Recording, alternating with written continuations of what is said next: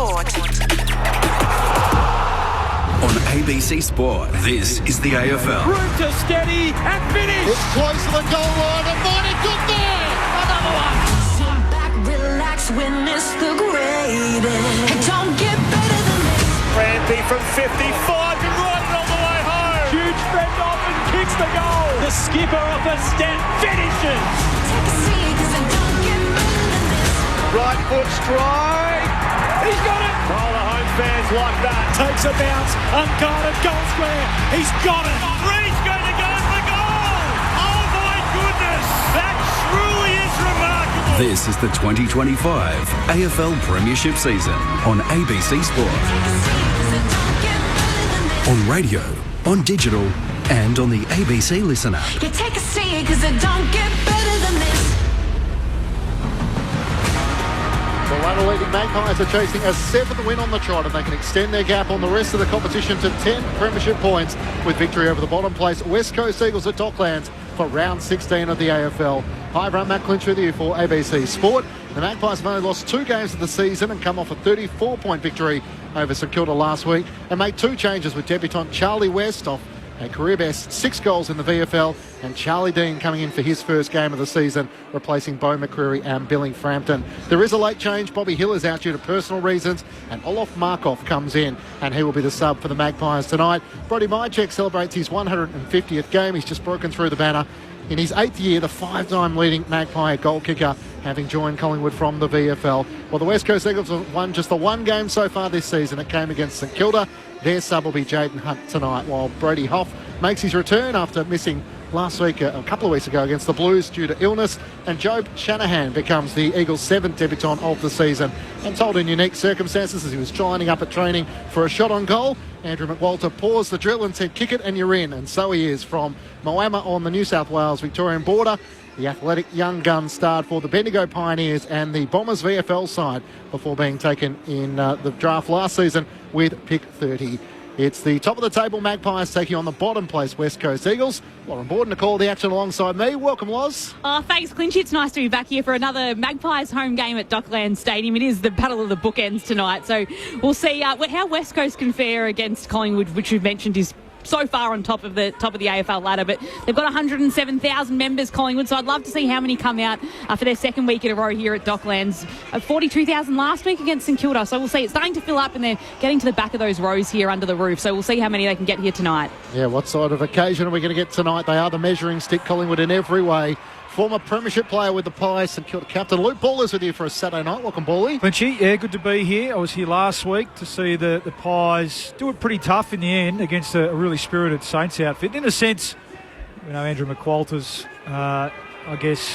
relationship with the Saints and the coach there, they might have gone to school a little bit this week on how the Saints really challenged the Pies last week, and in the end it was just the class of Collingwood that enabled them to steady and kick away in that last quarter. So I'm hoping and expecting, in a sense, off a bye as well, a pretty spirited Eagles outfit early here. Let's hope that their pressure's up, their intensity around the contest. We know that that's something they can control. I think we know there's probably a gap in talent, but one thing they can bring, the Eagles, is that effort and intensity. So expect to see that tonight.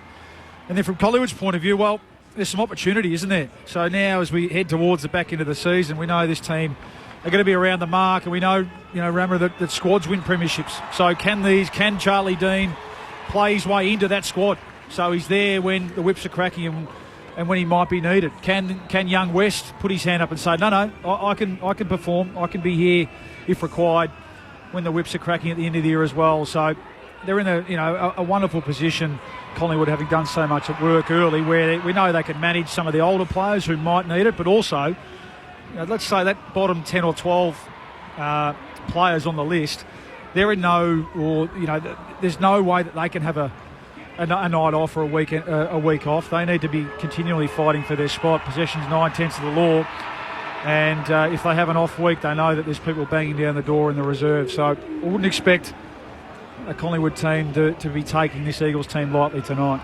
Essendon Premiership player. He also works in the player management side of things. It's great to have Adam Romanascus with you for a Saturday night. Welcome to you, Ramo. Yes, good evening. It is 1 versus 18 on the ladder, but then also 70 percentage points between these two teams. So West Coast at 65% and Collingwood at 135. So, you know, it really is a top and tail clash tonight. I agree with Bawley. It's a real opportunity for a few of these young Collingwood players. Maynard, Schultz, McCreary, Frampton, DeGoey and Bobby Hill all out tonight. They're all going to be first picked when they're fit and available. But it gives you your depth of your list a chance to perform and to understand what it takes to be an AFL player. So great opportunity there. West Coast on the other hand, well, look, not many things have gone right for them over the last couple of years. Let's not just say this year, but Oscar Allen, Jeremy McGovern, that's just this year. Jeremy McGovern, Owie, Sheed, Waterman, Elliot Yeo. So, you know, a lot of the experience that they need out there is simply just not available for West Coast. But at the same time, you know, I want to see West Coast. I want them to start to identify themselves and what type of style of game they're going to play. Andrew McQualter, who's going to be a really good coach. There's no doubt about it in my mind. He's done such a big apprenticeship at a number of different football clubs. He's got a real passion for it, but you want to even without personnel, you still got to identify a game plan and how you're going to play and what the supporters can turn up each week and go, yep, that's the West Coast, and I'm looking forward to watching week in, week out, whether the scoreboard says we win or lose. So it's been a tough ask, and it's going to be a tough ask tonight for West Coast. So there's another debutant in Joe Shanahan, who's from the Bendigo Pioneers up in the Moama area. So he's a key position player, back or forward. Kid, isn't he? Big. Yeah, he's got great hands. He's a one grab marker, Joe Shanahan. So I expect him to probably play more back tonight, maybe, but I wouldn't be surprised, obviously, with Oscar Allen being out and Waterman being out for the remainder of the season, that he has to go forward. But yeah, I just want to see West Coast now starting to go, This is what we're going to identify as a football team. For Collingwood, the opportunity is to go 10 premiership points clear of the second place Brisbane Lions and the third place Geelong. So it's not an occasion you should imagine motivation will be low or complacency from this Collingwood side. And as you said, the opportunity for a couple of players to get their chance tonight. Well, when opportunity knocks, you've got to take it. And if simply that's a case of going 2.5 games clear of anybody else in an AFL season at this stage of the year, you need to take that, because Bawley's right. You're then able to manage your list in the back part of the season. Bawley and I were speaking about Jordan DeGoey off air. Like, if they can get him to the start line at the start of August and go, hey, Jordy, we need you for 8 games. So 4 games in August and 3 or 4 games in September. But just get yourself fit for that. Don't try to rush yourself back now and force the issue. Get yourself fit for 7 or 8 games when the absolute whips are cracking. It's a great luxury to have Adam Romanascus and Luke Ball, your experts, Matt Clinch and Lauren Borden, to call the action. Saturday night footy on ABC Sport. The final member of our team sitting in the front row is Lex Pesh here tonight. Welcome to you, Lex. Guys, what a nice night it is under the roof here at Dockland Stadium. The crowd is bigger than what I thought, I hate to admit it, with the first place and 18th, but what a beautiful night. The first win for the Magpies, Darcy Moore won the toss. I get this wrong every time, but he's elected to go to the left. Lockett. That Lockett end. There we go, it's the Lockett end. Thank you very much, Lex. Looking forward to your contributions throughout the night. So what's the over-under margin that would be respectable from a West Coast side of things? When it's a battle like this, I'm always 2 goals a quarter. So if West Coast can get within 8 goals, I think tonight, I think they've done a pretty good job. Yeah, I was going to say 10. So let's give them let's meet in the middle. Maybe give them 9. Remember? Yep, 9 at the start. Well, the last 2 times these two sides have clashed, the margin has been 60 points or above. So anything under that would be a good progression for the West Coast Eagles. And Andrew McQualter's first season. The players heading out into position. Nick Dacos in the middle of the ground for Collingwood. He had the attention of Marcus Winhager last week. It will be interesting to see if Brady Hoff, who looks like he's starting alongside him. Well, it was Nick who actually walked over to Brady as if to say, right, I think, let's not muck around. Yeah. I know what's coming, so let's get into it. So I've really enjoyed Hoff's development this year. I think he's a tough player. He gives his all each week, and it looks like he's got the big job tonight. And Harley Reid alongside Ned Long It's the top of the table Magpies taking on the bottom place West Coast Eagles on Saturday night footy. Here's Lauren Borden. Cameron and Flynn starting the ruck, each bump each other in the shoulders. The tap comes down. Nick Dacos overruns it. Pendlebury has a shot at it. It's taken by Hoff, who hand passes back to Flynn, and it's a quick inside 50 for the Eagles. The umpire might have blown a whistle. No, play on inside 50. Hollands has a go at it. He can't pick it up. Then Howe grabs it for Collingwood. His kick only goes as far as Reid, who can hand pass it backwards to Hall. Hand pass back to Hoff. It's back outside of the 50, still in the hands of the Eagles, though. As Flynn hand passes it to McCarthy. His kick is smothered by Allen, and it's the Collingwood Magpies now that can work it through the middle of the ground. Lipinski hand passes out wide to Membry. Direct inside 50 here for the Pies into the pocket. No mark can be taken by West on debut. He can hand pass it out to Myercheck, who runs past it as well. It's Marrick that cleans it up for West Coast, but then his hand passes to Baker, who's taken in a tackle, and Collingwood will lock it up inside their forward 50. So from one end to the other end, it'll be a ball up inside Collingwood's forward 50. About a minute played in this opening term, no score. Right forward pocket for the Magpies. Charlie West starting at full forward. Myercheck in game 150 does the rucking. Spills out to Baker. Hand pass to Duggan for the West Coast Eagles. Bangs it up the wing. In front, no mark was claimed by Jack Williams. It comes down to the front. And a chance for Ryan. Links up with a hand pass away to Hewitt, who started forward tonight. He looks up one-on-one inside 50. Sends it in the direction of Howe, who's wrestling in Shanahan's direction. Shanahan gathers and he's tackled and locked up in the left forward pocket. The Eagles inside 50, but no score through the opening 90 seconds. Well, both debutants having almost an identical first opportunity at either end. Cameron just pulls it out of the ruck and shoves it on his boot. His kick only goes as far as Marrick, just outside 50. Not 15, though. Play on. Hand passes it backwards towards Duggan, whose kick is intercepted, or smothered, rather, by Allen, and gets Ned Long, rather, who gets some hand passes and high fives as the ball goes outside of the boundary line for a throw-in. 55 metres out from West Coast goal. It's a good early sign, isn't it, Rammer? The Pies pressures up. They look hungry for the contest. Cameron with front position taps it down, bounces off Nick Dacos' shin, and Murray can take it. Hand passes backward to Duggan. His kick goes along the ground. Hoff has it, has to hand pass back towards Cripps, who just puts the kick to centre half forward for West Coast. Running onto it first, though, is Lipinski, who can pick it up, trying to dodge around some West Coast players. Hand passes back to Nick Dacos, who can hand pass across to Josh. He kicks laterally out towards Jack Crisp, but missed him, but he has enough time to gather. Looks up to Jamie Elliott on a long lead, and he marks in front of Jimby. Landed awkwardly on that right angle. Yeah, a bit sore there. It was sort of almost like a straight leg land. Jamie Elliott, we'll keep an eye on that. Tries to poke it to the advantage of Dan Houston off a couple of steps. Just jammed up there, Jamie Elliott's ankle on that landing. So physio just coming out to him now. He looks okay. He's going to hopefully run it off. Yeah. He's had an incredible season. Over 30 goals for a sixth occasion across his career. Could he be an All-Australian for the first time? Darcy Moore in his usual position across half-back has the job on the debutant as the two rucks. Sheridan, the umpire, will ball it up on the wing. Cameron up against Flynn. No score through the opening 2 minutes as Flynn wins down the tap. Ned Long for Collingwood. Gets a hand pass forward to Jack Crisp. Looks inside 50. Kick is over the head of West, and the mark is taken by Duggan. He claims it for the West Coast Eagles in the back pocket. Duggan runs across the goal square and flicks it across to the city side wing. That'll be an intercept mark at Allen. 50 metres out from Collingwood's goal. Stops it from going any further. He just chips it to Nick Dacos. It was just 15. And Nick's marked right at the top of the 50. And he'll go back to have a set shot at goal. Well done, Ed Allen, wasn't it? It's classic wing play. He drifted forward, just seeing an impact, and then was quick to get back and support in the air.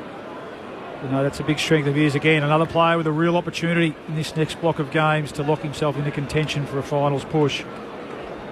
So Nick Dacos now a chance to get on the scoreboard. Already getting some close checking tonight in the early minutes of the match against the Eagles. Let's rip from 53 metres out towards the goal.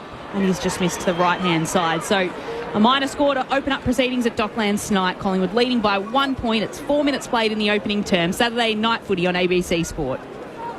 If you want to join us, 0437 774 774. As Joanna, Jeff and Grace have done, listening from Gallipoli in Turkey on the ABC Listen app. Go Pies. Great to have your company as it's brought back into play by Tom McCarthy. He has done the kicking duties, which is not a bad move when you're on debut to try and make sure you get the maximum amount of possessions. To Hoff, who kicks up towards the wing. No marker's claim. Onto it is Hall. Tackle brought down Long. Made the tackle on Harley Reid, and the umpire says the follow-up tackle was over the shoulder And Liam Baker will take the free kick for the West Coast Eagles. And swing it out to Hutchinson, who takes the mark between wing and half forward for the Eagles. Collingwood by a point. Opening 5 minutes of the match. Saturday night footy on ABC Sport. Turns and comes inboard and finds Bo Allen. Call to play on. So Allen drives a long kick inside 50. Shanahan sets himself, worked his way over the top of Darcy Moore. Can't take the mark. Moore hand passes towards the boundary line. Perryman keeps it alive. Hand pass to Josh Dacos. Hand pass is a little loose, looking for Dean, and Liam Ryan's onto it. Goes the outside of the boot. And a banana misses to the right-hand side. And behind a piece through the opening 6 minutes. Saturday night footy on ABC Sport. Josh Dacos wastes no time bringing it in and just chips it out wide to Ed Allen at the top of the defensive 50. He'll move it across to Will Hoskin-Elliott. Is it right half back in his long sleeves as he always is? Under the roof of Docklands tonight after a pretty pleasant winter's day in Melbourne today. Of course, the roof closed as Hoskin-Elliott continues along the city wing. Back to Ed Allen, who's made his way down there and can hand pass to Nick Dacos, who'll put the kick inside 50 here for the Pies. Myercheck was at the back. Ball goes to the back of the pack. It'll be tapped away by Crisp. He couldn't gather it cleanly. Baker has a go for the Eagles. He can hand pass it across to Harley Reid, who takes on the second grab and will clear the ball out to centre wing. He couldn't find the hands of Hewitt, and Josh Dacos will come in for the Pies. Just tries to pull the kick towards Pendlebury, but it'll be an intercept mark there taken by Hoff, and Hoff will hold it and play on to Marrick for the Eagles. Marrick tries to work it to Liam Ryan, and Kelly is on the break. The kick is inside 50 into the open goal, and the perfect start for the West Coast Eagles as Jack Williams bangs it through from the goal line. Quick transition from the West Coast Eagles, and they strike first. They're 1-1-7 to Collingwood, one behind. 6 minutes gone, opening term, Saturday night footy on ABC Sport. Well, it's really good defence by West Coast. Collingwood have been inside their forward 50 on 4 occasions, and they really haven't looked like scoring. The West Coast have been able to get numbers back, and then it's a simple transition. It was a poor kick there coming inside to Pendlebury. Then they were off there. So Collingwood's defenders have got so high up the ground. And really, it was Williams. He was able to walk that in because Darcy Moore was 15 metres away there, ball. Yeah, and that's the MO. That's what St Kilda were able to expose Collingwood in that first half in particular last week. Just pressure around the ball, cause a turnover through the middle part of the ground. We know Collingwood's defenders like to commit, like to squeeze the ground up and get them out the back. But Marriage is a beautiful pick, isn't he? They like the ball in his hands. Back in the middle, a ruck infringement goes the way of Collingwood, and to Darcy Cameron quickly feeds it off across to Nick Dacos, who hand passes it to Josh, who's running on his left side, and Josh can put the Pies directly inside forward 50, forward pocket. Dan McStay holds on to the mark. But those are the ones that hurt you there. So it's Dan McStay versus Jimby and Edwards there in that marking contest. That's got to come to ground, or it's got to be killed out of bounds. So McStay should have marked that ball. So now Dan McStay does have that opportunity to reply quickly for Collingwood. Inside the left forward pocket, 30 metres out from goal, eases it towards the sticks, and he's missed to the right-hand side. So West Coast hold on to the lead. It's just cut back to 5 points. West Coast 1-1-7, Collingwood the 2 behinds. 8 minutes played in the opening term. Eagles look to quickly bring it back in to Baker. All of a sudden they're under pressure. And a long clearing kick up towards the wing. Bailey Williams flies in the pack. Can't come down with it. And Darcy Moore is tackled, and the umpire will ball it up. Between wing and half forward for Collingwood, it's the Eagles who lead by 5 points. Got some serious size, the Eagles. They're going to really try and stretch this Collingwood team. A lot of 200 centimetre pluses. Both Williams boys in front of the ball at the moment.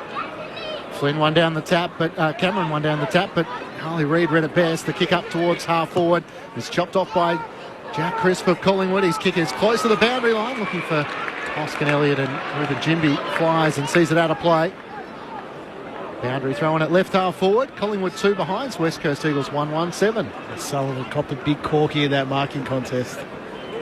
Adam Ramanauskas and Luke Ball were your experts. Matt Lynch and Lauren Borden calling the action. Lex Pesce down on the boundary. Flynn wins the tap for the Eagles. Side bottom can't gather. Harley Reid lays the tackle. Wasn't in possession. Spills out the way of Jack Crisp. He can't break clear. And umpire will ball it up. A corky early in the game, Bally. There's not much worse. Cold night. Oh, you try to run it out and move. It just gets stiffer and stiffer. Chris tries to pick up the footy, can't gather it cleanly. Long's in there to give him a hand, and he hand passes back to Nick Dacos. Long hand pass from him back to Chris, who can just pop the ball to Sullivan, who's marking 55 metres out from goal for Collingwood. He's tight next to the boundary. He's got Myercheck leading in the forward pocket. And then he points as if he's going to go as long as he can. Puts plenty on the kick, does Sullivan. He'll get it to a pack. Jinby flies, does McStay as well for the Magpies. He can't take it. Baker does for West Coast, and then McStay locks him up. And there'll be a ball in, or a ball up rather, about 3 metres around from the left behind post for Collingwood, who are trailing by 5 points early stages of the match. 6-4, the inside 50s Collingwood's way. They still search for their first goal. McStay got it down the side bottom, trying to keep it alive. His hand pass to the top of the goal square, doesn't find anyone. In the end, a chance for Hutchinson through McCarthy to try and clear. The Eagles work it out to left half back, where the mark is taken by Jack Williams, the goal scorer. Kicks out to the wing. William Ryan trying to work away from Isaac Quainer. As Quainer lays the tackle, Ryan gets the hand pass away. It's tapped forward by Ian Allen of Collingwood, but eventually runs out of room. And a throw in on the outer wing. West Coast by 5 points. Closes space quickly to Isaac Quainer. Such a good one-on-one player. Very rarely beaten. Looked like Ryan had slipped him under the ball and might have been away, but great chase down and nailed him in the tackle. Ball tossed in City side wing of Dockland Stadium. Cameron again gets front position, but it is only tapped down right to Hoff of West Coast, who puts it inside 50 for the Eagles. Falls at the back. Quaynor runs after it to grab the footy. The umpire blows his whistle, and it's a free kick. West Coast Eagles. That's a shocker. That's against Charlie Dean. I thought I was about to say very job. minimal Really contact in that. And it's Jack Williams who gets the footy again to kick just a little to the left of centre. I actually thought if the free kick was going to be given there, it was going to go to Jeremy Howe. So that was... Well, like it's almost like you can't touch them now. If you're not allowed to do that, Rami, you're not allowed to protect your teammate at all. That's right. Anyway, sometimes you get a lucky one. Yeah, you've got to take your opportunities. A little flat the move from the Collingwood cheer squad as Jack Williams kicks towards that end of the ground, but he misses across to the right-hand side.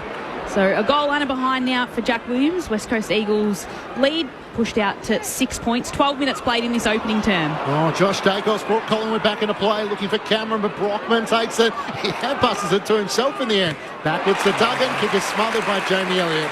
Great desperation from the Collingwood live wire as the ball goes out of play, and plenty of encouragement. Pendlebury, side bottom, crisp, all coming over. Darcy Cameron as well. Eagles up for the fight early. They lead by 6 points, 1-8 to Collingwood, 2 behinds. Bobby Hill was a laid out through personal reasons, and Olaf Markov coming into the side from the throw-in.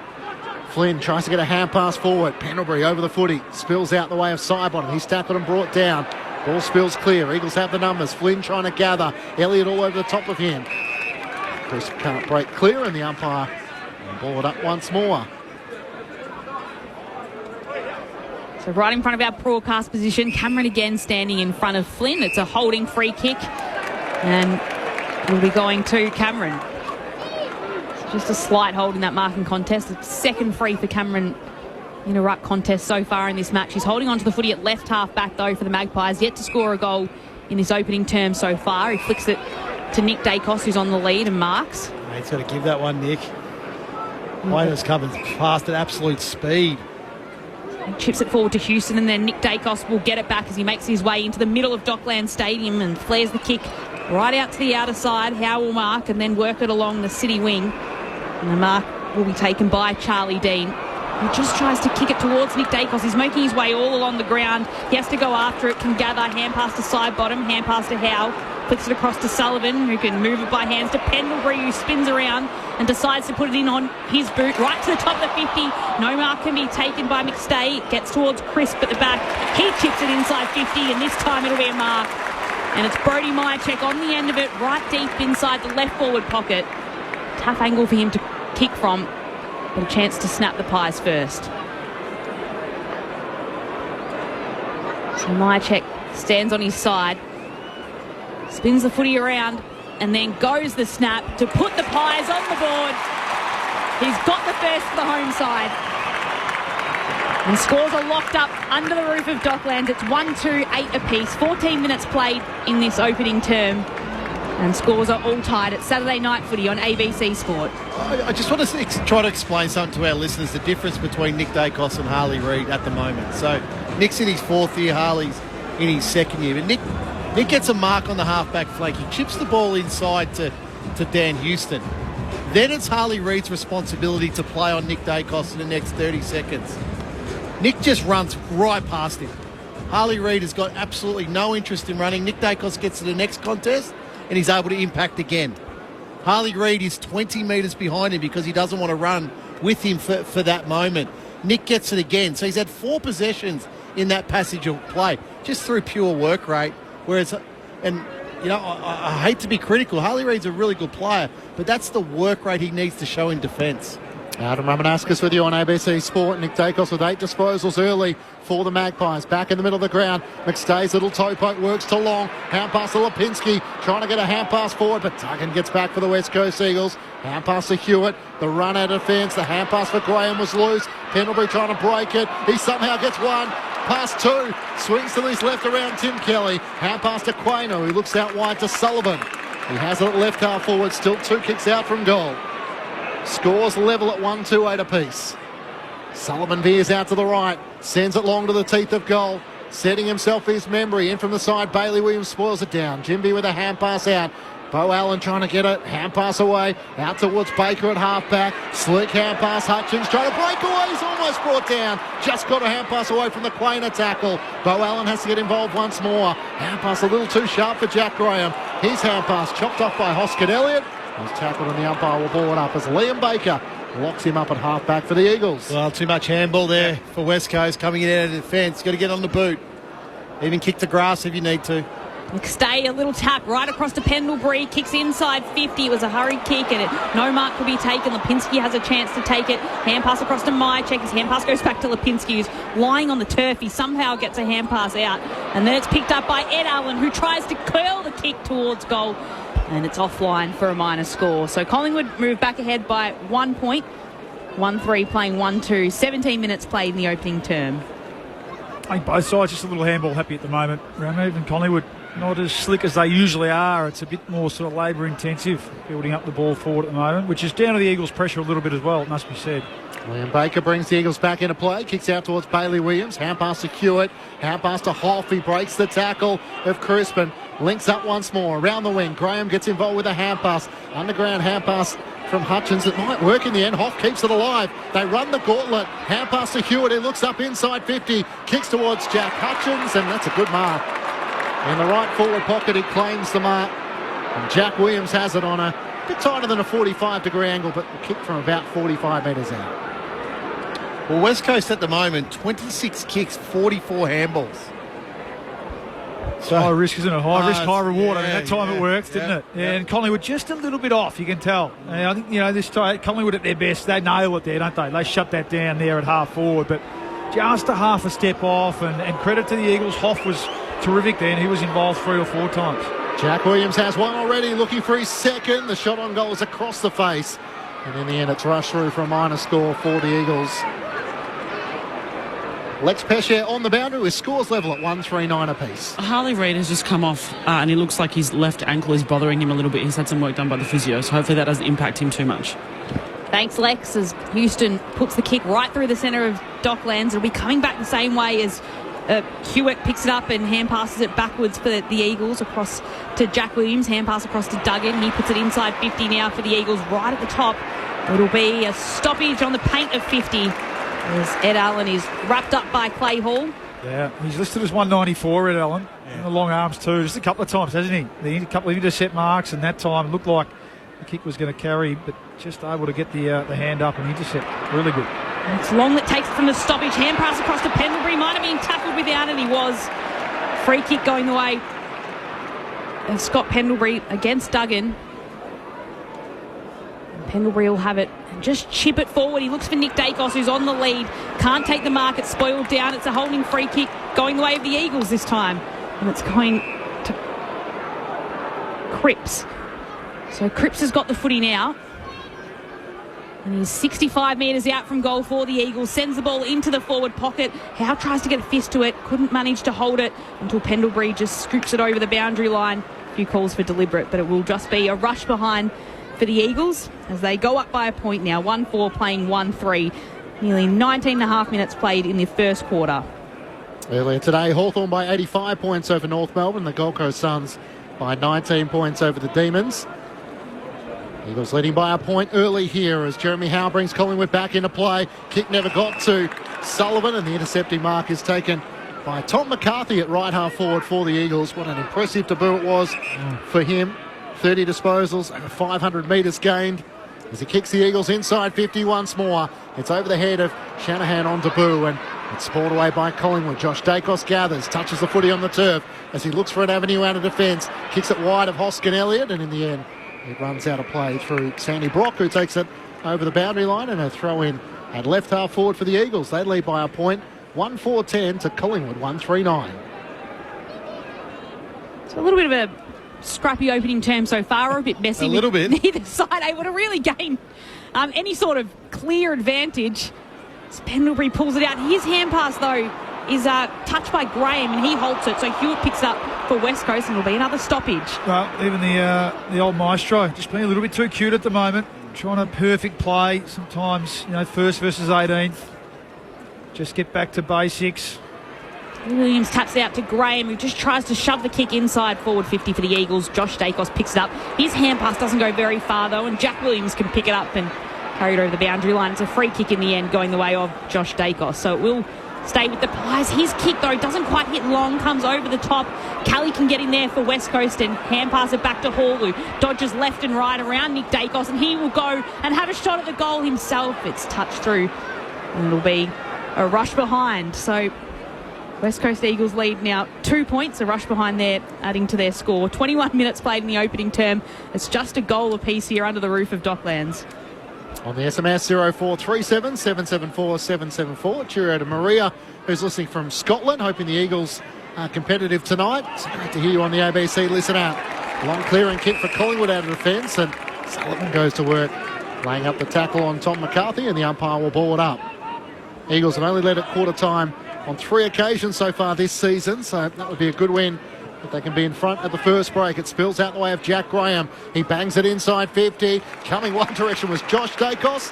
The other was Charlie Dean, and a good mark taken by the older of the Dacos siblings. He's called to play on. Darts across to his body and kicks up towards Sullivan. It's spoiled by Bailey Williams with Baker in support.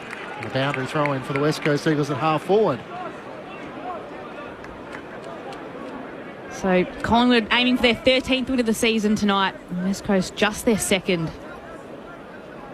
With Collingwood playing one of 3 games under the roof of Docklands tonight that they will play this season. As the ball's tossed in, and Cameron just picks it out and takes it himself for Collingwood. His kick, though, is stopped by Baker, who weaves through some traffic, hand passes it, then goes on after it. It's picked up by his teammate in Kelly, though, who can hand pass to Bailey Williams, gets taken by side bottom. And it'll be a free kick going the way of the Collingwood veteran for the tackle that dispossessed Bailey Williams of the footy. Uses it to kick right to Ned Long, who's standing on the AFL logo. Hand pass to Pendlebury, who takes on Marrick, and hand passes across to Nick Dacos. Just loses the footy. Dacos couldn't take it. Marrick takes it for West Coast. Hand pass across to Harley Reid. He shoves it on his boot. Long's got a chance in here to turn it back over for Collingwood. He overruns the footy. Lipinski's there. So is Houston, who picks it up for the Pies in the end and uses Lipinski, who just sticks a kick out very wide. In fact, it's out of bounds on the full. No, it just stays in. Duggan can take it. Hand pass to Jinby. He hand passes to Bo Allen, who's taken slightly in a tackle, enough to make him fall over. Hand pass across to Cripps.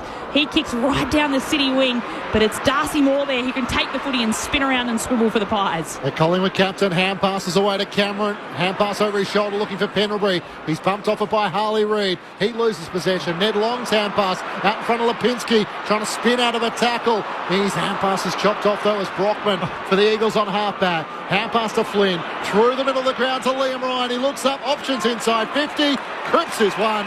And he takes the mark in the right forward pocket. Thank goodness for that. That's probably the worst 7 minutes of football that I've watched this year. Commentator killer stuff. This was just take a breath, you two. In fact, take the rest of the quarter off. Mistake after mistake after mistake. Well, I mean, maybe I've got my we'll try and take. I don't want to overstate it, but they're lair rising at the moment. Yeah, Collingwood. Yep. They are. They deserve a good old spray at quarter time here. Jamie Cripps to kick 1 goal 2 against the Blues, looking to extend the Eagles' lead. His kick is offline to the left. He does so, but by just 1 point. It's a 3-point lead the West Coast Eagles' way. 24 minutes gone. Hang on, we're just going to go upstairs and double check on what? I'm not sure. Pretty sure it was pretty clear it was a behind. So what have you noticed? Well, I think he's... It's a blood rule. It is a blood rule. Blood rule down this end.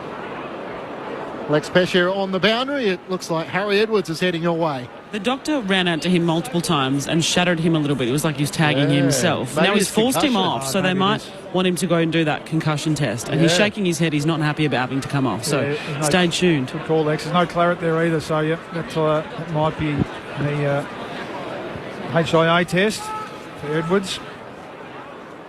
In the end, it is a behind. The kick comes out wide towards Sullivan. And will be out of bounds for a boundary throw-in. So, Ball, you just kind of alluded to it there, but how hard is it sometimes when you're the top team and you're playing the bottom side that it takes you a while to kind of adapt when you're playing a side that's a lot less... Yeah, it can be, and I don't want to underestimate. I think, West Coast heat and pressure's been really good, but at the moment, Collingwood are inviting it just by overuse of handball and trying to create perfect plays. And, if you wanted to go to extremes, I think they are. They're rising a bit. Yeah. And, I think that's where we'll see senior players. And, in fairness, it's been the senior players a lot of the time that have been the culprits. So they're the ones that need to strip it back to basics here and just go back to putting the ball on your teammate's chest. Nothing too cute. Stop trying to bite off more than you can chew with a kick through the middle. Here's West Coast leading by 3 points at the moment as the ball is tossed in. Hutchinson runs onto it. He's tackled by Sullivan. And what sometimes can happen when you're playing the bottom team, you can go down to that standard, unfortunately, at times. And I think Collingwood have it at stages in this quarter. Why is it so hard to pull yourself out of that? I know exactly what you're saying, but you see it time and time. Well, you've got to do the work early. That's fast start. So, now West Coast are in this game, leading the match. It could be a long half for Collingwood. Off inside 50, looking for Bailey Williams. He brings it down to the front. And Jack Hutchins is careful not to give away the free kickers. And I say that because all you do is give West Coast a little bit of confidence. Well, that's where right, you flip the page over. You look what Hawthorn did to North Melbourne. At no stage did they give North Melbourne any confidence today. From the ball up, it spills down the way of Jamie Cripps. His kick is smothered, though. Great defending by Jeremy Howe, who lunged forward and was able to smother it out of play. A throw in the right forward pocket for West Coast. So acts like that can snap you back out of it, can't they? And there has been a few of those, scattered across this quarter. But it's more just been with ball in hand at the moment, Collingwood. The Eagles keep the first goal through Jack Williams. Brody Myercheck the next for Collingwood. It's been an arm wrestle since then. From the throw-in, it spills down towards Darcy Moore. He and Jack Crisp are over the footy. Jamie Cripps in there as well. Lex Pesher on the boundary. The Eagles doctors were chatting back and forward and really weighing up that incident. They've now taken Harry Edwards down into the rooms. He was dropping a few F-bombs, so he's not happy about it. 35 metres out from the Eagles' goal. Cameron knocks it down. Harley Reid tries to bust his way clear. We'll have another stoppage. Inside favours in favour of West Coast so far this quarter, leading the Pies 15-9. As the ball's tossed up 25 metres out from the Eagles' goal, Bailey Williams just tries to hack it away. It goes straight to Crisp, who smothers it and then hand passes it to Sidebottom, who's taken down in a tackle by Brockman and locked up, holding the footy. Free kick, West Coast. Yeah, trying to fend off. Good tackle by Brockman. Yeah, my initial reaction was, no prior, but he did. Yeah, he tried to fend off there. Steele Sidebottom, so now he's copped one on the head too, Steele Sidebottom. Good tackle. Yeah, well, because usually that arm can go high in the tackle when a player's trying to fend off, but Brockman was able to keep that tackle low. He got a good fist of the jump of Steele Sidebottom's jumper. So Steele stands the mark. Tyler Brockman slips as he's kicking towards goal. It doesn't affect the result though. Brockman's got another for West Coast. And the lead extends out to 9 points, close to quarter time. It's the 18th placed Eagles, 2-6-18, leading the ladder leaders 1-3-9 as we head towards the quarter time break. 29 minutes played in this opening term. Saturday night footy on ABC Sport. Your experts, Adam Ramanauskas and Luke Ball. Just pressure. It's good. You're right, Rama. They've got to sniff the Eagles. They've been able to silence the crowd, which is the first port of call, isn't it, when you're a travelling team. They look fresh. They look on top of the ground. We know they're coming off the bye. And we've spoken about Collingwood just being a little bit off, a little bit flat-footed and over-possessing the ball a bit. And they've got a sniff. And that time Brockman was good enough to take his opportunity. It's an AFL team, Rama. There are premiership players out there. Correct. So I'd be surprised. Well, I'm really interested to see how Craig McRae reacts at quarter time here. Luke Ball and Adam Ramanauskas, your experts. The Eagles are going to lead at quarter time for a fourth time this season. Harley Reid breaks out of a tackle, kicks along the turf, up towards half forward. Crisp gathers for Collingwood, into the middle of the ground for Pendlebury. The look away half pass along, who drives it forward towards Membry, but not before the siren sounds for quarter time. It's the bottom of the table West Coast Eagles who lead at the first break against the ladder-leading Magpies. Eagles with just one win for the season. That was the last time they led at quarter time against St Kilda. They went on to win that game. Previously, it was 5-1 against the Bombers back in round 6 in Gather Round, and 5-1 against the Brisbane Lions in round 2. So the West Coast Eagles by 9 points, 2-6-18 to Collingwood 1-3-9. The goal kickers Jack Williams and Tyler Brockman for the West Coast Eagles, and Brody Myercheck for the Magpies. Earlier today, the Gold Coast Suns defeated Melbourne by 19 points, so they snap a 3-game losing streak. They're back inside the top 8 and move to 6th on the AFL ladder. 9 wins and 5 losses. Ben King led the way with 5 goals, while a career best 5 goals to Jake Melcham in the Demons' losing cause, while Hawthorn defeated North Melbourne by 85 points. The Hawks running rampant in the final term. 6 goals to 3, in which Jack Gunston booted a career best 7 goals. Great to have your company. You can get in touch with us on the SMS 0437 774 774. Saturday Night Footy on ABC Sport.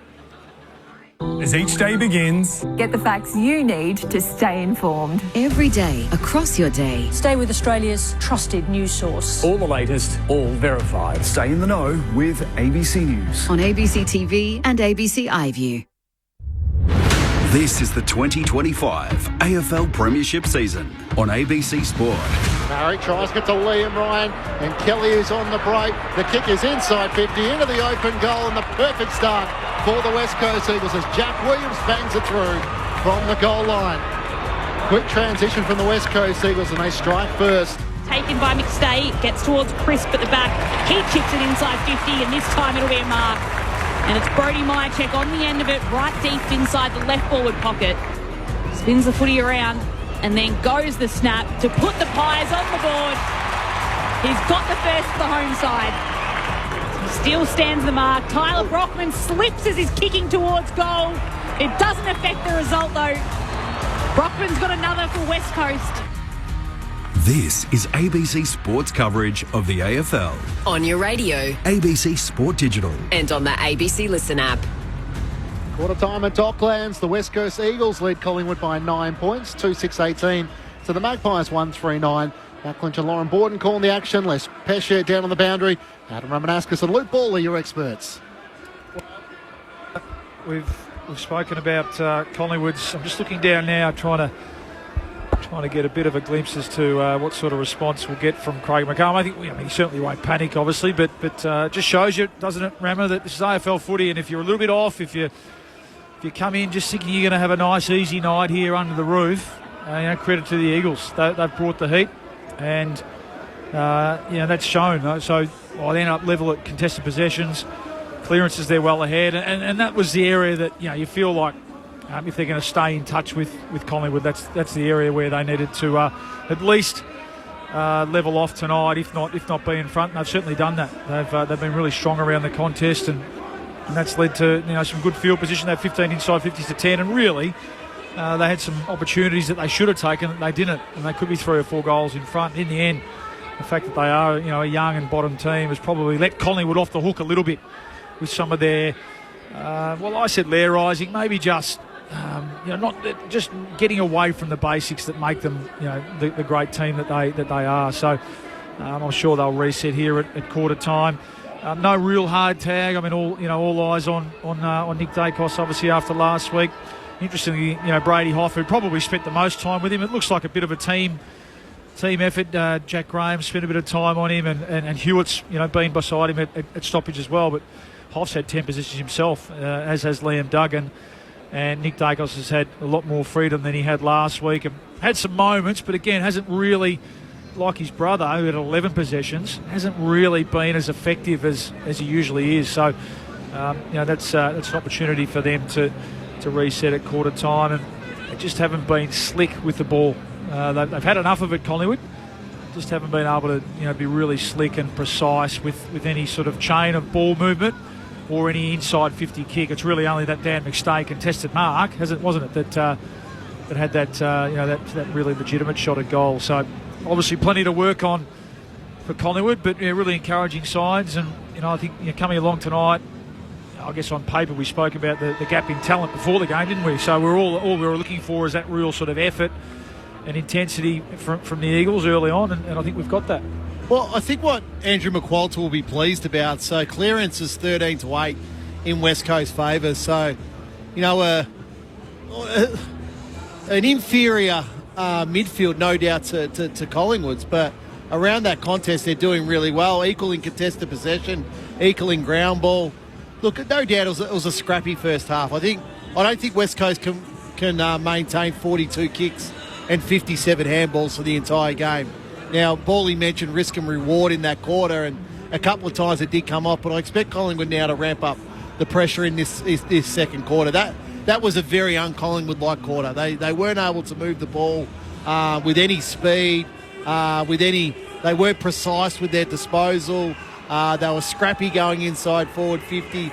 They allowed West Coast numbers to get back and roll back. So it wasn't a great quarter of football, but that's what West Coast need to do. Yeah. To keep turning the game into a scrap. Yeah, we spoke about where St Kilda were able to expose Collingwood last week, and clearly it all starts from pressure around the ball and turning the ball over through the middle of the ground. And with Collingwood's defenders pressing up really high, they had opportunities out the back, and they kicked one of their goals from that way in the first quarter, West Coast, and had a couple of other opportunities as well.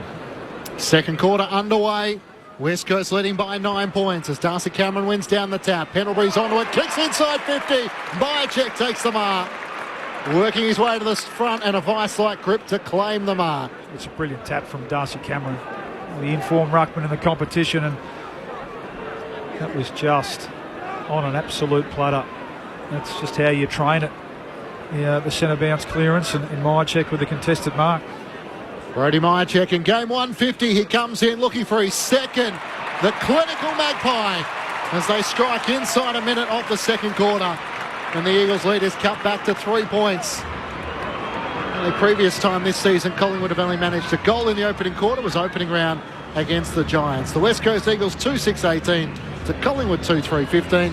Blue Ball and Adam Ramanaskas on Saturday night footy. Well, game 150 for Brody Myercheck tonight. So that was Pendlebury out of the middle there. And this is how he's created a career, Brody Myercheck. Plays in front. He's just such an honest player, courageous player.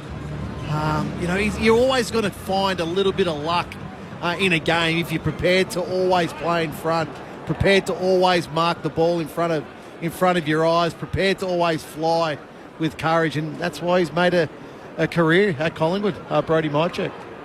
Couple of goals tonight for Myercheck. Straight from the middle. Here they are on again. Cameron down to Pendlebury. Inside 50 towards Myercheck. Couldn't take the mark.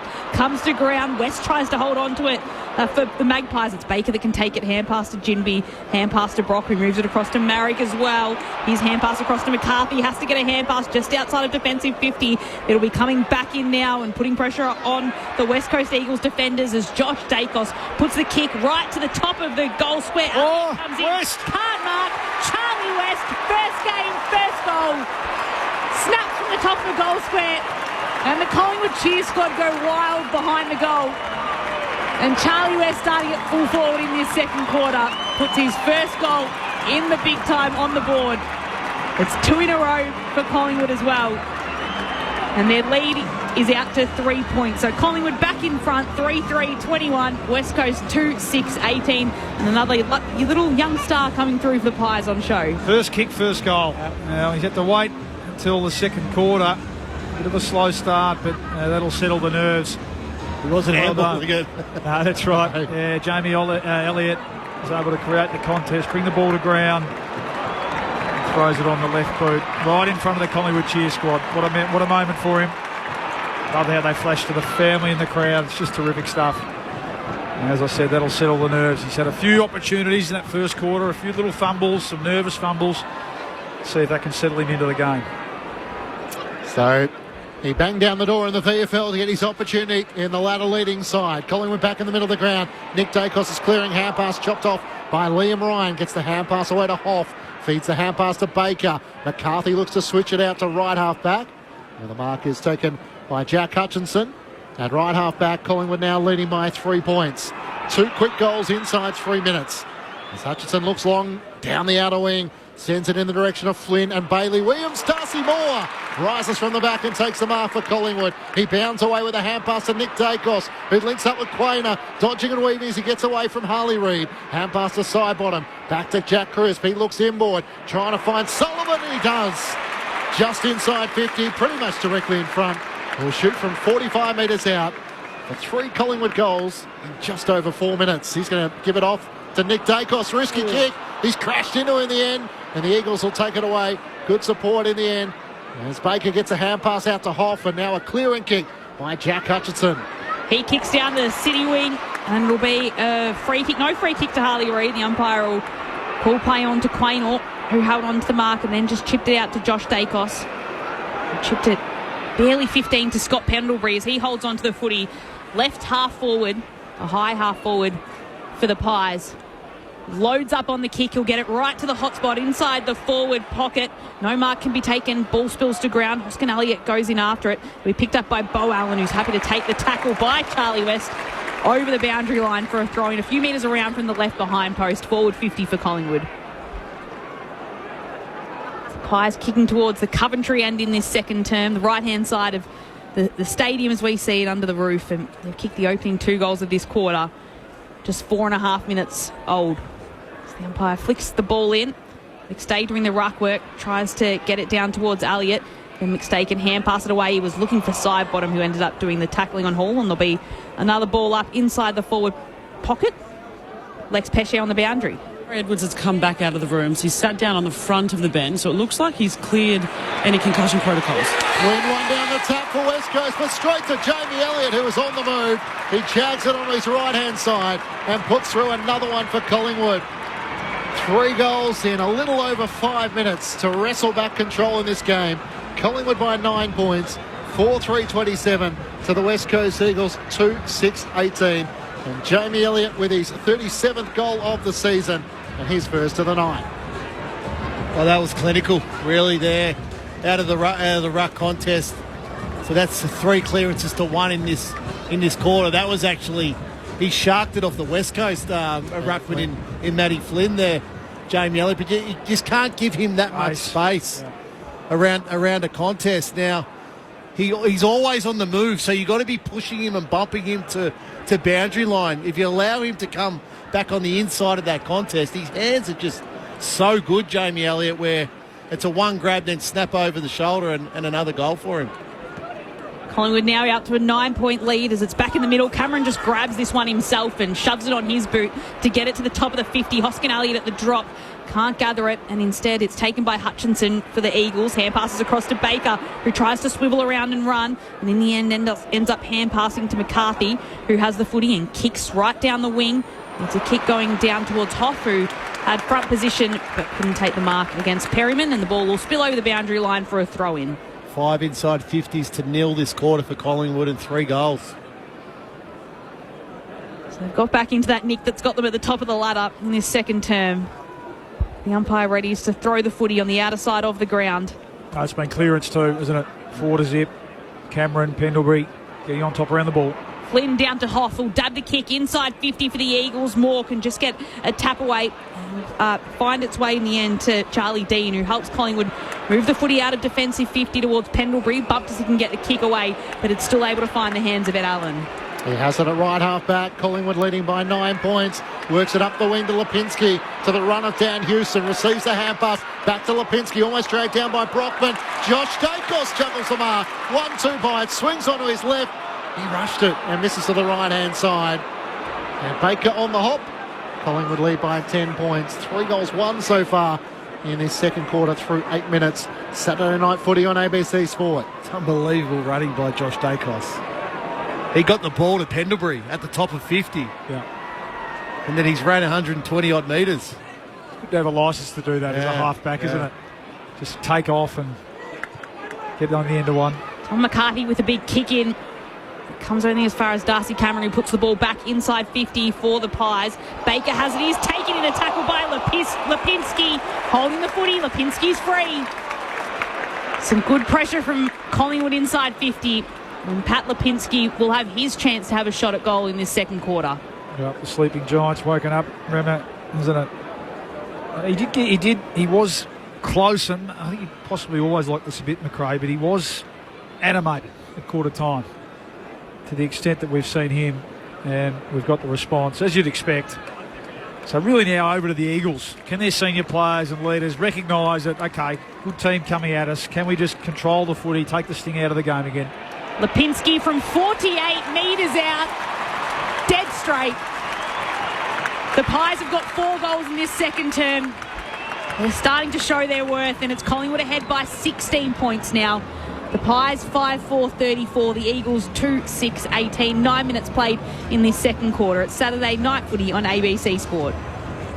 Yeah, well, they've certainly flexed their money. That's 4 goals in 10 minutes now. So, and it's really through run and carry. They've had 31 possessions only in this quarter for 5 scoring shots. So, it's a real domination. But this is now the challenge. You throw the challenge over to West Coast. And this happens too often. When teams get a run, they get a big run. A big run. Like now they've kicked 4 goals. So it's got to be, okay, let's try and lock this game down now. Whether we send a player back behind the ball for 10 minutes, one of the wingers drops back, just to sort of stem the flow, stem the scoring. 3-1, the centre bounce clearances in this quarter, Collingwood's way. Flynn tries to get it forward for the Eagles. Liam Ryan tangles with Josh Dacos, spills out the way of Graham. Didn't seem to have possession of the footy as he was tackled. Josh Dacos' hand pass to Cameron, releases Houston, kicks Collingwood up to a half forward. West on the bounce, gathers, tackled and brought down. Hand pass back to Crisp on the wing. He hand passes over the top, almost chopped off in the end for the Eagles by Brock, who tries to knock it forward. Crisp has another go for Collingwood, can't emerge with the footy. He locks it underneath Jack Graham, and the umpire will ball it up on the wing. Collingwood by 16 points, 4 unanswered goals so far in this second quarter after the Eagles led by 9 points at quarter time.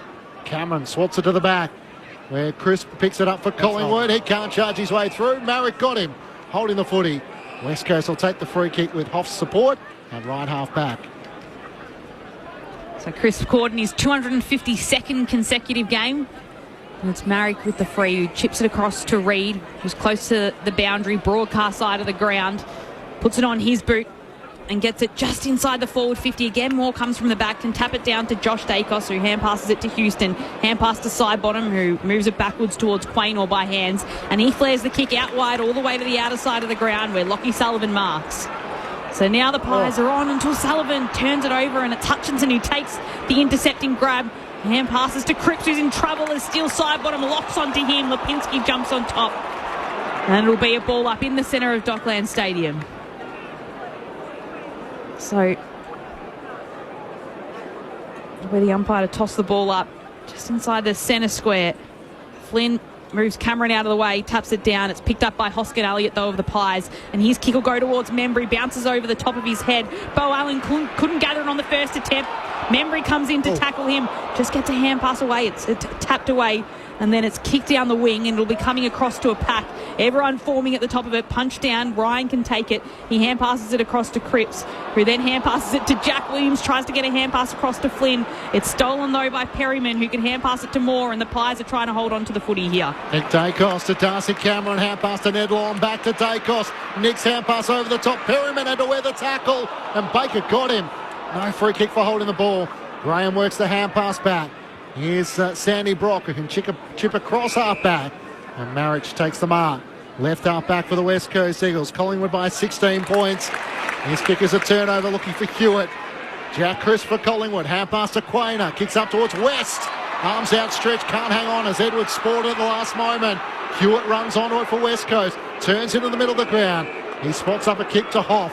At the back edge of the centre square, looks out to the far side. He has Hutchins all on his own. Hutchinson can take the mark and play on. He has Ryan short over the top, wants to go more direct than that. Up towards Jamie Cripps, he can't take the mark. As it's scored out of play by the Collingwood captain, Darcy Moore.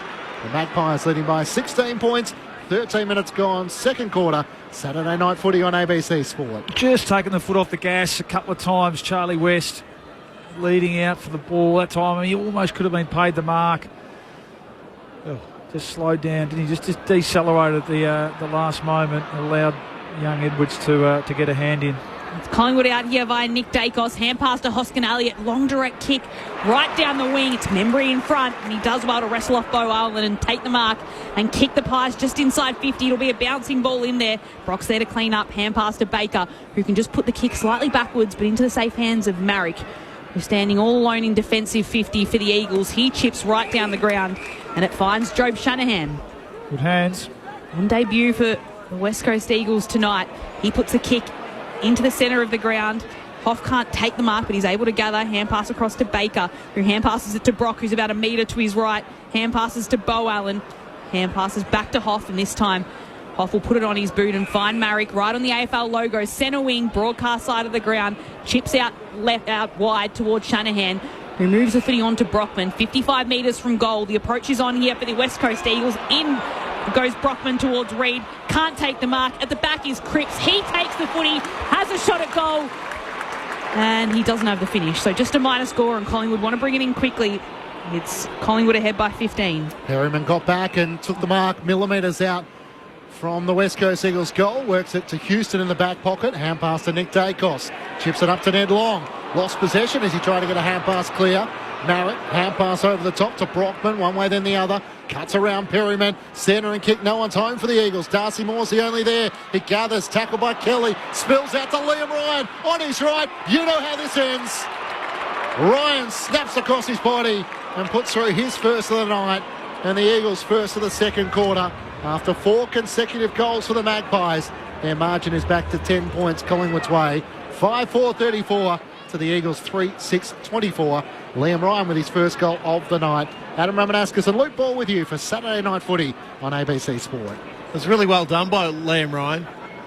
He knew Darcy Moore was going to get tackled and try to release that ball to his left. So he basically ran past Darcy Moore, relied on Tim Kelly to lay that tackle inside forward 50. Moore had to be stronger. Yeah, had to. It's either hold the ball in and concede a ball up, or release it a lot quicker. Well, it was 2 cough-ups. Nick Dacos here just coughed the ball up here at half forward for the Eagles, caused the initial turnover, and then the skipper just coughed it up way too easily, that close from the opposition goal. The Eagles with their first goal of the second term, as the kick inside 50 comes from Bailey Williams. Brockman will be on the end of it, have a chance to goal himself. He's right at the top of the goal square, and he misses across to the right-hand side. So a chance to put 2 in a row there goes begging for the West Coast Eagles. Lead down to single digits, though. It's Collingwood ahead by 9 points. 16 minutes played second term. Oh, it was great chase, great pressure from Josh Dacos, who sometimes can be criticised for not running as fast defensively as he does when he wants to get the footy, but that time, that was brilliant. Closing speed and caused the pressure. Leading possession getter on the ground, Josh Dacos, with 16 disposals. He's had 7 so far in this second quarter. Isaac Quainer's kick was turned over. Beau Allen in the middle of the ground for Duggan. Kicks inside 50. Bailey Williams caught behind, and Dan McStay takes the mark for Collingwood. Having a run in the ruck as he kicks through the middle of the ground. Finds Dan Houston in front of Harley Reid. The 2 number 9s. Hand passes to Long. Collingwood's hand pass to Nick Dacos. Trying to break the Duggan tackle. Just got a hand pass away at the last moment. But Ed Allen had to wear the contact, and the umpire will come in and ball it up. Collingwood by 9 points. 5-4-34 to the Eagles. 3-7-25. West Coast led by 9 points at quarter time. Bobby Hill are laid out due to personal reasons, and Olaf Markov is the sub for Collingwood. Pendlebury spiralling kick inside 50. Elliott had 2 hands to it, couldn't take the mark. Might have been spoiled by his teammate a little in the end in my check, but it will be a stoppage inside forward 50 for the Magpies. It'll be a ball up about 40 metres out from goal. My check spoiled his own play there in Elliott. So Reid comes bursting through the pack, can take the footy. Hand pass is put in front of Baker, runs onto it just at the top of the defensive 50, can chip it across to Kelly, who's down the city side wing of Docklands, chips it forward towards Cripps, who marks it on the chest ahead of Howe. And it'll have the mark centre wing, can hand pass it across to a running Baker, who can put the kick inside 50, was looking for Ryan, came out the back. It'll be a hand pass from Shanahan, hand pass back to Ryan. Brockman this time doesn't miss, and it's a goal to the West Coast Eagles. They used the outer wing of the ground and are able to slot through a goal. It's Brockman's second of the night, and they bring the lead that Collingwood holds back down to 3 points. So they're staying in touch, the Eagles, in this second term, West Coast 4-7-31, Collingwood 5-4-34. 18 minutes have passed in the second quarter. Saturday night footy on ABC Sport. They can be opened up, Collingwood. You know, if you're prepared to use the ball well and use the ball by foot, like Collingwood enjoy when teams want to over handball. But when you're actually able to use the ball by foot and break the game up, like you can expose their back line because they've got so many defenders that are attacking. You know, Perryman, Houston, Josh Dacos is down there at the moment, Quaynor, they love to attack. So if you're able to get it inside your forward 50 with some sort of speed, you know you're going to get one-on-one contest. Collingwood had the first 5 scores of this second quarter for 4 goals won. The West Coast Eagles have the last 3 for 2 goals won. Collingwood holding a 3-point advantage. Free kick, Harley Reid's way for a hold in the middle of the ground. Hand pass to Duggan, inside 50. Shanahan leads out and takes the mark.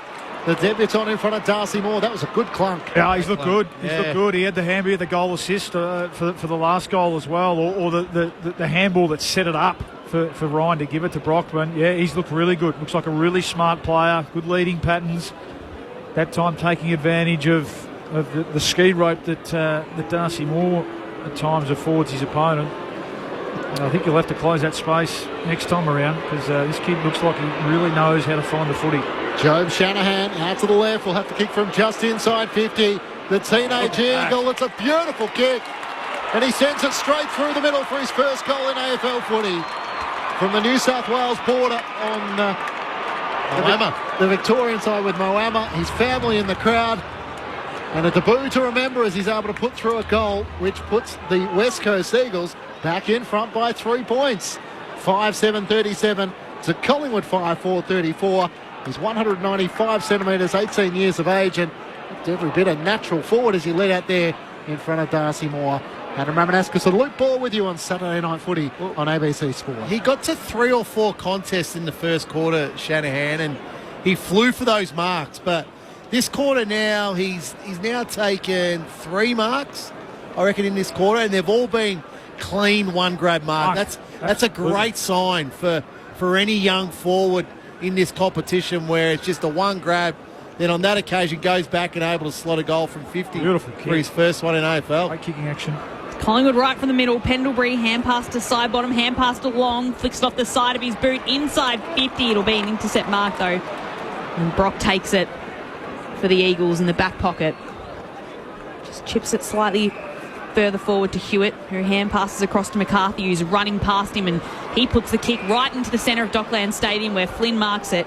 Hand passes it across to Duggan, who flares it out wide, and he can find Hutchinson just 60 metres out from goal for the West Coast Eagles. Puts the kick inside forward 50. Hoff was in the right position, spilled the mark, but can still get a hand pass across to Graham, across to Tim Kelly, and Kelly will go for the Eagles.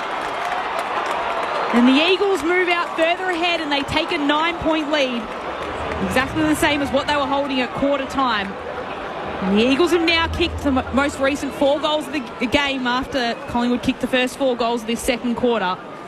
And it's 6-7-43 West Coast, Collingwood 5-4-34. 21 minutes played in the second quarter. It's great transition footy. Wow, I love the response too from West Coast. Absolutely. We thought the game was sort of, obviously going towards Collingwood and putting a score on the board, but they've kicked now 4 goals in the past 6 minutes, West Coast, and it's all been, as you said, bally through transition.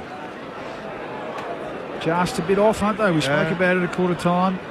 Maybe that burst here in the first 10 minutes. Collingwood, they thought, okay, this is how it's supposed to be, and just took the foot off the pedal a little bit. And when you're a little bit off at AFL level, there's some good players involved here, like we spoke about. Kelly, Duggan's having a really good game. Tim Kelly with just his second goal of the season. Had 10 disposals against the Blues a fortnight ago. Free kick in the middle of the ground going West Coast way. It's taken by Liam Duggan, the captain who's taking on so much of the responsibility with Oscar Allen out with a long-term injury. Goes short to Hewitt. He veers out to the right, sends the Eagles inside forward once more. Bailey Williams the target, spoiled away by Darcy Moore. Side bottom unable to gather it. He becomes the tackler on Smith. He dropped the footy, spills out the way of Flynn. Hoff's onto it, trying to spin out of traffic. He's locked up.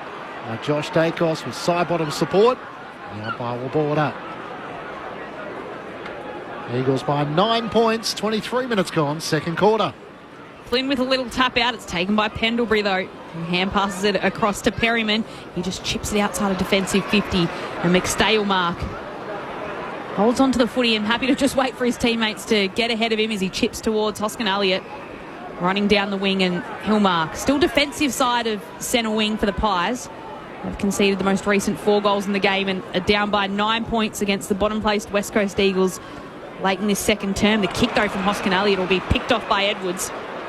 He hand passes across to McCarthy, who hand passes defensively to Jinby, who'll go for a run in the defensive 50, bounces once, and then curls the kick around towards Brockman. Good kick. And Brockman marks left half back now for the West Coast Eagles. Happy with what's ahead of him. He looks backwards into the defensive 50 before putting plenty on the kick and going right down the wing to a contest where Flynn's tall but can't take the mark, pushes it down towards Hewitt, looks behind him and then kicks forward, trying to put West Coast inside 50 and looking for Bailey Williams, but in the end it's Perryman who stands in front of him and intercepts for Collingwood. Comes inboard to Nick Dacos, possession number 10 coming up for this second quarter. 18 for the match overall alongside his brother Josh.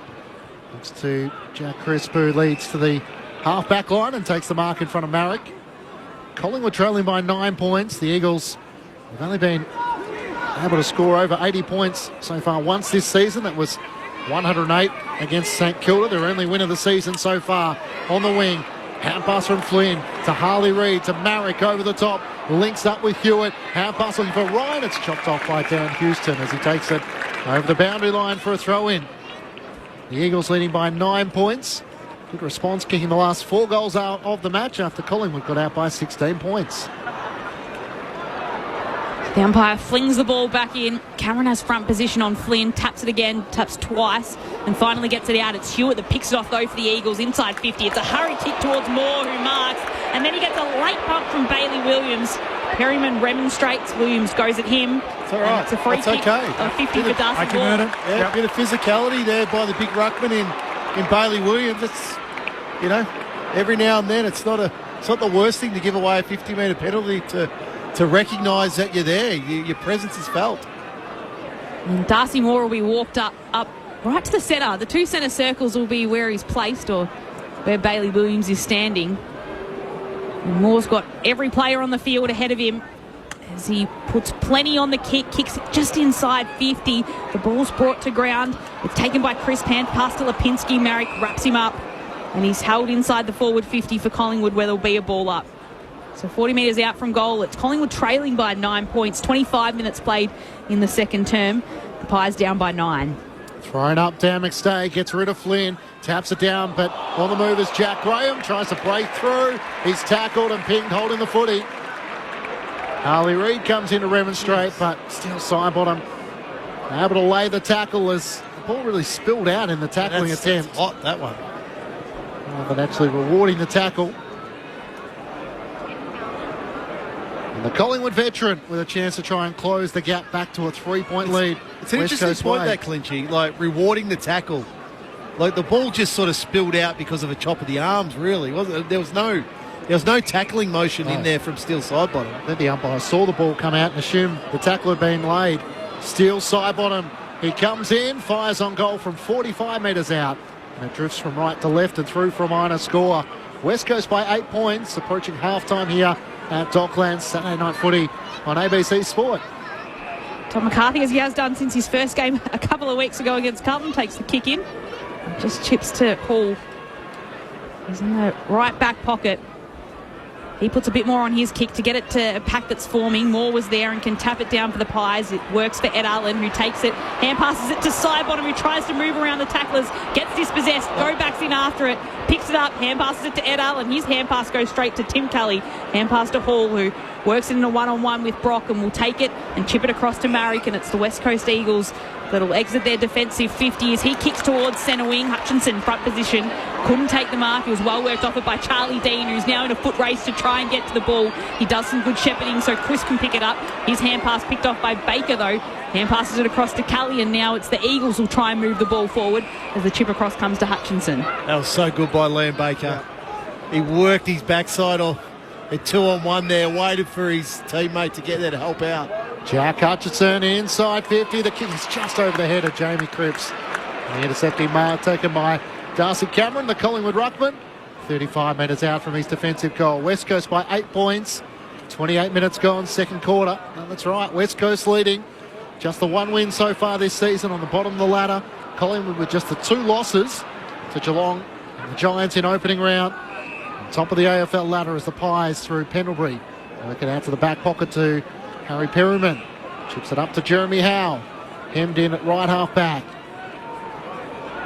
No real intent to move it quickly as they're moving closer to half time. Howe sends a long kick down the wing. Myercheck sets himself with Cameron there. Clears the fingertips, gets to the back. West has bumped off it. Hewitt gathers to the Eagles. Hand pass away. Side bottom lays another good tackle. And no chance in the end to try and break clear from Tom McCarthy, and the umpire will ball it up. Like Hewitt's quarter. Yeah. Starting to get into the game. 8 possessions.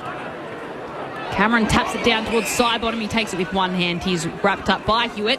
He's got an appetite around the contest, doesn't he? He wants to be involved, which I love. Elijah Hewitt out of the Swan Districts as the ball's tossed up in his part of the contest. It's tapped down by Nick Dacos, who bounces it back to him like a basketballer, spins around 360, hand passes to Pendlebury, who's hemmed in right next to the interchange gates and then can kick to the top of the 50. It's cleaned up though. And there's an intercept mark by Edwards. No need to handball. Yeah, exactly. I mean, he couldn't kick the ball. Couldn't be working any harder, Nick, and had plenty of the footy. But I feel like he hasn't been effective at all today. Edwards' long kick goes out wide. Hutchinson takes it and then hand passes backwards to Baker, who's alongside him, and Baker's kick is no good as he was looking for Liam Ryan, and it'll be out of bounds on the full free kick. Darcy Moore. He's had 11 possessions this quarter, Nick Dacos, but it just feels like he's chasing possessions. Yeah. Like, ball is spot on. Like, the real impact hasn't been there at all in this first half. West Coast by 8 points. The Collingwood captain veers in, gathers a few extra metres as he runs away from Liam Ryan. Up towards half forward. Cameron's in the pack. Spoiled down to the front. McCarthy gathers. Kicks looking for Ryan. Down low. He can't take in the mark. As it ricochets off the half volley and goes out of play. On the SMS, your thoughts, 0437 774 774. Frank says Collingwood are the toothless Tigers at the moment. Radar and Homer, 2 tragic Eagles supporters who are travelling west in Norway, listening in today on the ABC Listen app. And Simon from South Australia wonders, is this counted as a away game for Collingwood, given they're not playing at the MCG?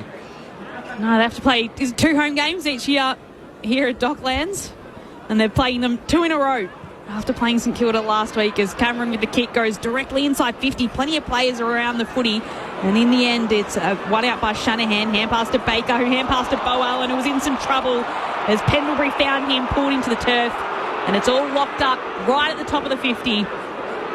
No free kick, as you can hear the boos of the Collingwood fans, but it will be a ball up 52 metres out from Collingwood's goal late in the second term. He's gone back behind the ball, Shanahan. He's the loose player. It's good faith in your first gamer, isn't it? Tap comes out to Reid. He's held in the tackle, one arm pinned, and he'll be penalised for it. Nick Dacos winning the footy. He's still 55 metres out from goal. His teammates might know the time. And he'll call on him now to kick after the siren. Might have to be a tour, because you feel like he hasn't got the distance. No, on a... So Harley Reid's 53 metres out from goal, standing the mark. Yeah. Not even Nick's best. No. Well, you'd have to run out and around and play on, so you can't do that. So I'll back his old man, Peter. He kicked a great talk. Thorpe incoming.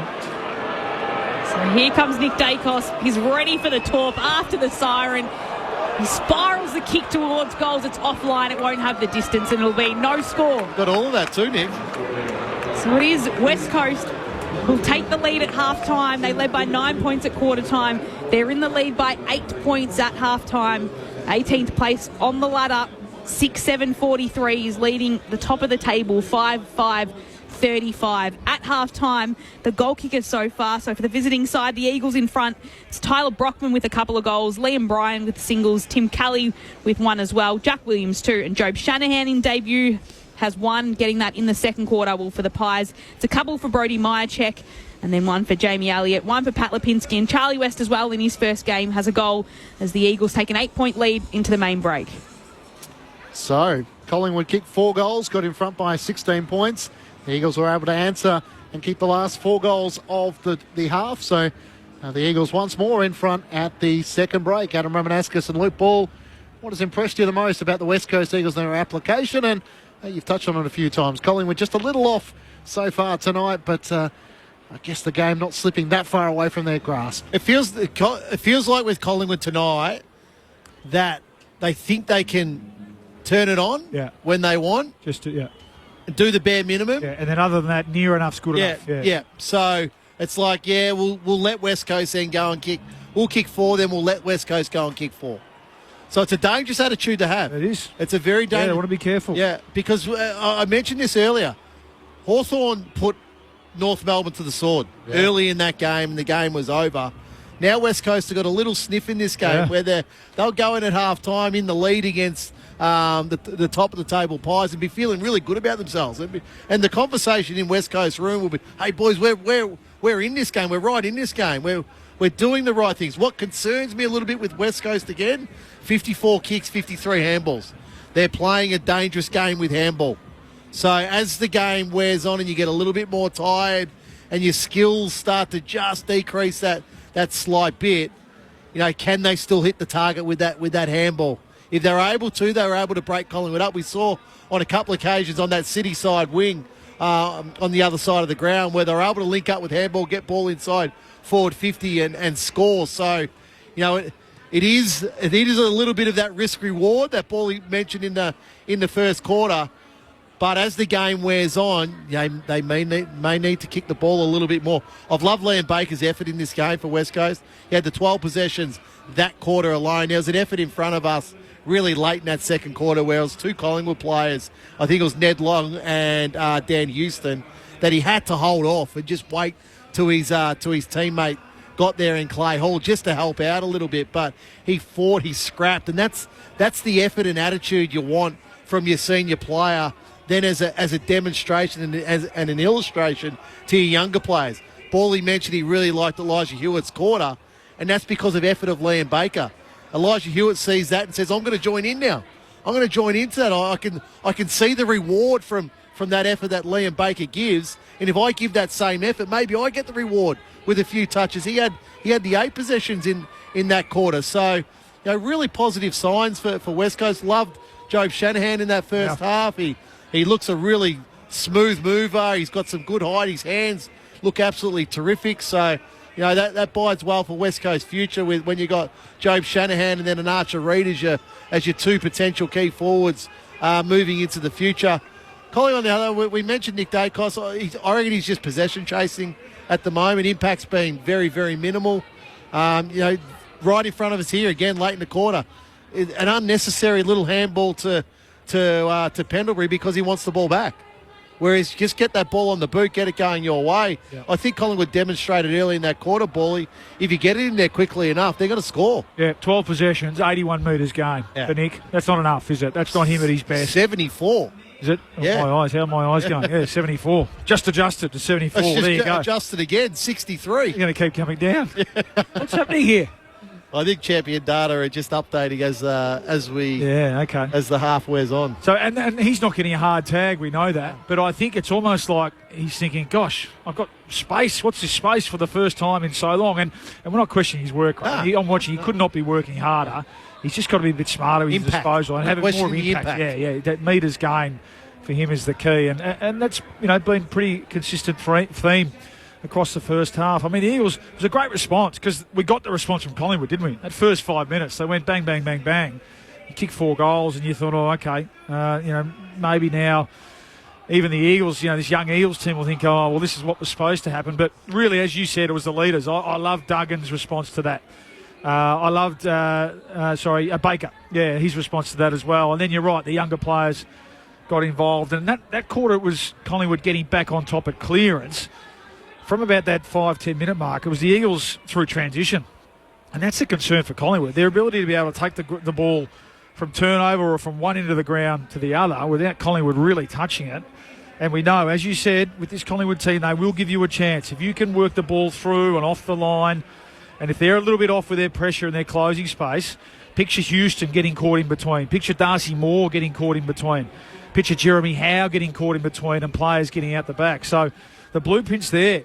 For all teams really, but for the Eagles to go on and win this game. And I think, Collingwood, you're right, just need to be a little bit careful there's enough quality, there's enough premiership players, enough experience in this Eagles team to know that they've got a sniff, and if they're going to keep the door open, the longer this game goes on, there might be some nervous moments. I mean, the crowd's completely out of it, aren't they? Yeah. The crowd's a bit nonplussed. You can sort of almost start to feel now that they're a little bit frustrated and thinking that they were going to come along for a nice night at the footy tonight, and this isn't supposed to be happening, and this isn't how it was supposed to pan out. So full credit to the Eagles, that quarter in particular, for responding to the challenge that was thrown down.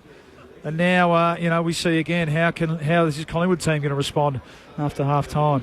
Fifth time so far in 2025. The Eagles have led at half-time after leading by 9 points at quarter-time. They lead by 8 at the main break. 6-7-43 to Collingwood 5-5-35. The thoughts of Luke Ball and Adam Ramanaskas there. A cheerio here, who's a man close to Rama's heart. Mark, who's listening in from the foothills of the Snowy Mountains, sitting by a roaring fire with a beer in hand and a bowl of nuts by my side. Lucky to have the ABC Listen app tuning in, hearing you guys loud and clear. Great to hear from you on 0437 774 774.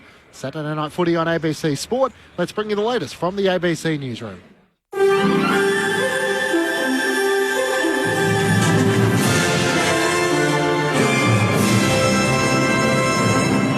ABC News with David Rowlands.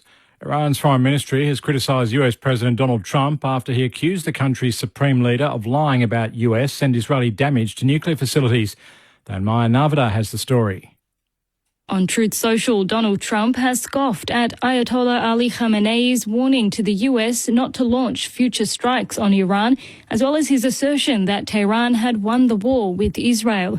Mr. Trump also says he's suspended work on the possible removal of sanctions on Iran. Its Foreign Minister Abbas Araghchi has hit back, saying any potential nuclear deal is conditional on the US ending its disrespectful tone towards the Ayatollah.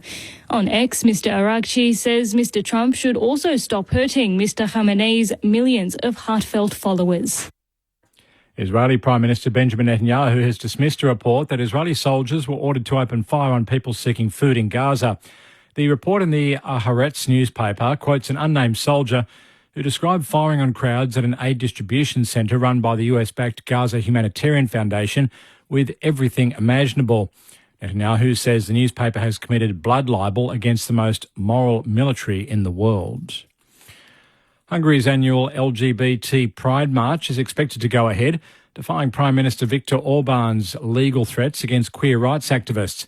March organisers are hoping for a record attendance despite mounting pressure from nationalist conservative politicians and police to stop any display of pro-LGBTQI+ material. Police have issued a ban in line with the new law restricting gatherings considered to be promoting homosexuality. Orban has warned that those who attend will face possible legal repercussions. A 41-year-old Aboriginal man has died in custody in Sydney's West. A spokesperson for the private operator of the Parklea Correctional Centre says he died at Westmead Hospital last night. The spokesperson says a group of inmates staged a peaceful protest in response to the death. Police say initial inquiries lead them to believe that the man's death is not suspicious. The matter will be subject to a coronial inquest. Women going through menopause and perimenopause will be able to access longer, more affordable GP consultations from Tuesday. A new Medicare rebate for menopause health assessments will be available as part of the federal government's previously announced $573 million investment in women's health. Assistant Minister for Women and Health, Rebecca White, says the cost of visiting a GP has prohibited some women from seeking help.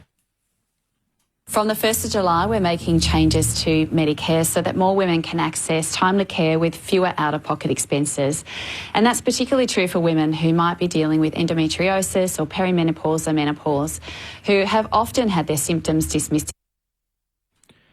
2 men are being treated for injuries after a double motorbike crash in Queensland's Somerset region. Emergency services were called to a 2-vehicle motorcycle crash on Esk-Quilcroy Road in Hazeldean at around 2:15 this afternoon. A man in his 30s was airlifted to hospital with significant leg injuries. The other driver, also in his 30s, was taken to hospital with leg injuries. Staying in Queensland, where former State Government Minister Rod Welford has died at the age of 66. Mr Welford served in several ministerial portfolios in the Beattie government, including Attorney-General and Minister for Education. He represented the North Brisbane seats of Everton and Stafford before retiring from public life in 2009. In a social media post, Queensland Senator Murray Watt paid tribute to Mr Welford. Senator Watt described the former minister as someone who lived his passion for social justice and protecting our natural environment every day. Turning to sport, and a board member of Perth's incoming NRL club says one of the key first tasks of the organisation will be to show its connections to local sports fans. The Perth Bears will join the competition in 2027 and will wear the traditional red and black of Foundation Club North Sydney, which became defunct in 1999 at the game's highest level. Former WACA Chief Executive Christina Matthews was confirmed to the Bears board yesterday. She's told ABC Sports Talk she has faith that the club will be competitive from early on in their existence, but the board's focus will start with building the Bears brand locally. How do we connect and make sure everybody knows about the Perth Bears and that we sort of embed ourselves in Perth and WA culture as quickly as possible? You know, dismiss the concept that the Bears is an intruder into the landscape of Perth and WA. That brings up to date with the latest ABC News. The ABC Listen app has it all. The British and Irish Lions Tour of Australia, Wimbledon, and West Indies versus Australia. Oh, and did I mention we're doing the footy every weekend? ABC Sport on the ABC Listen app. This is the 2025 AFL Premiership season on ABC Sport. Darcy Cameron wins down the tap. Pendlebury's onto it, kicks inside 50. Myercheck takes the mark. Brody Myercheck in game 150. He comes in looking for his second. The clinical Magpie as they strike inside a minute of the second quarter. Dacos puts the kick right to the top of the goal square. Comes in. West. Hard mark. Charlie West. First game, first goal. Snapped from the top of the goal square. And the Collingwood cheer squad go wild behind the goal. Brockman, one way then the other, cuts around Perryman, centre and kick, no one's home for the Eagles. Darcy Moore's the only there. He gathers, tackled by Kelly, spills out to Liam Ryan, on his right. You know how this ends. Came out the back, it'll be a hand pass from Shanahan. Hand pass back to Ryan. Brockman this time doesn't miss, and it's a goal to the West Coast Eagles. Job Shanahan out to the left, will have to kick from just inside 50. The teenage Eagle, it's a beautiful kick. And he sends it straight through the middle for his first goal in AFL footy. Hoff was in the right position, spilled the mark, but can still get a hand pass across to Graham, across to Tim Kelly, and Kelly will go for the Eagles. And the Eagles move out further ahead and they take a 9-point lead. This is ABC Sports coverage of the AFL. On your radio, ABC Sport Digital, and on the ABC Listen app. Half-time at Docklands, and it's the West Coast Eagles who lead Collingwood by 8 points. 6-7-43 to the Magpies, 5-5-35. An entertaining clash between the first place Pies and the bottom place West Coast Eagles, and at the moment the Eagles are right up for the fight. Matt Lynch and Lauren Borden calling the action. Lex Pesce down on the boundary. Luke Ball and Adam Ramanaskas are your experts on ABC Sport. Earlier today, Hawthorn by 85 points over North Melbourne. The Hawks 23-12-150 to the Kangas 9-11-65. Jack Gunson with a career best 7 goals. Marbiel Joel booted 5 while Nick Larkey kicked 5 for the Kangaroos. Hawthorn led by 20 points at quarter time. Then they booted 8 goals to 3 in the second quarter to lead by 51 at half time. And they didn't look back from that point onwards, booting 6 goals to 3 in the final term. So the Hawks with a big win to make their way up the AFL ladder. Well, the Gold Coast Suns also worked their way back inside the top 8. A 19-point win over the Demons at Carrara. 15-14, 104 to the Demons, 12-13, 85. In front of 13,000, Ben King booted 3 goals. A career high, 5 goals for Jake Melcham and 3 goals for Cozzy Pickett. So for the Suns, it snaps a 3-game losing streak as they move to 9 wins and 5 losses, looking for their first appearance in finals in their club's history. Don't forget, tomorrow from midday, AFL Sunday with myself and Bob Murphy, taking you through all the matches so far and, of course, what's still to come, with the Tigers hosting the Adelaide Crows in the Sunday fixturing, and the final match of the round, the Fremantle Dockers taking on St Kilda. The return of Ross Lyon against his former club, and it is the last of the bye rounds with the Brisbane Lions, Essendon, GWS and the Cats all having the weekend off. So we're back to the full fixturing of 9 matches taking place next weekend.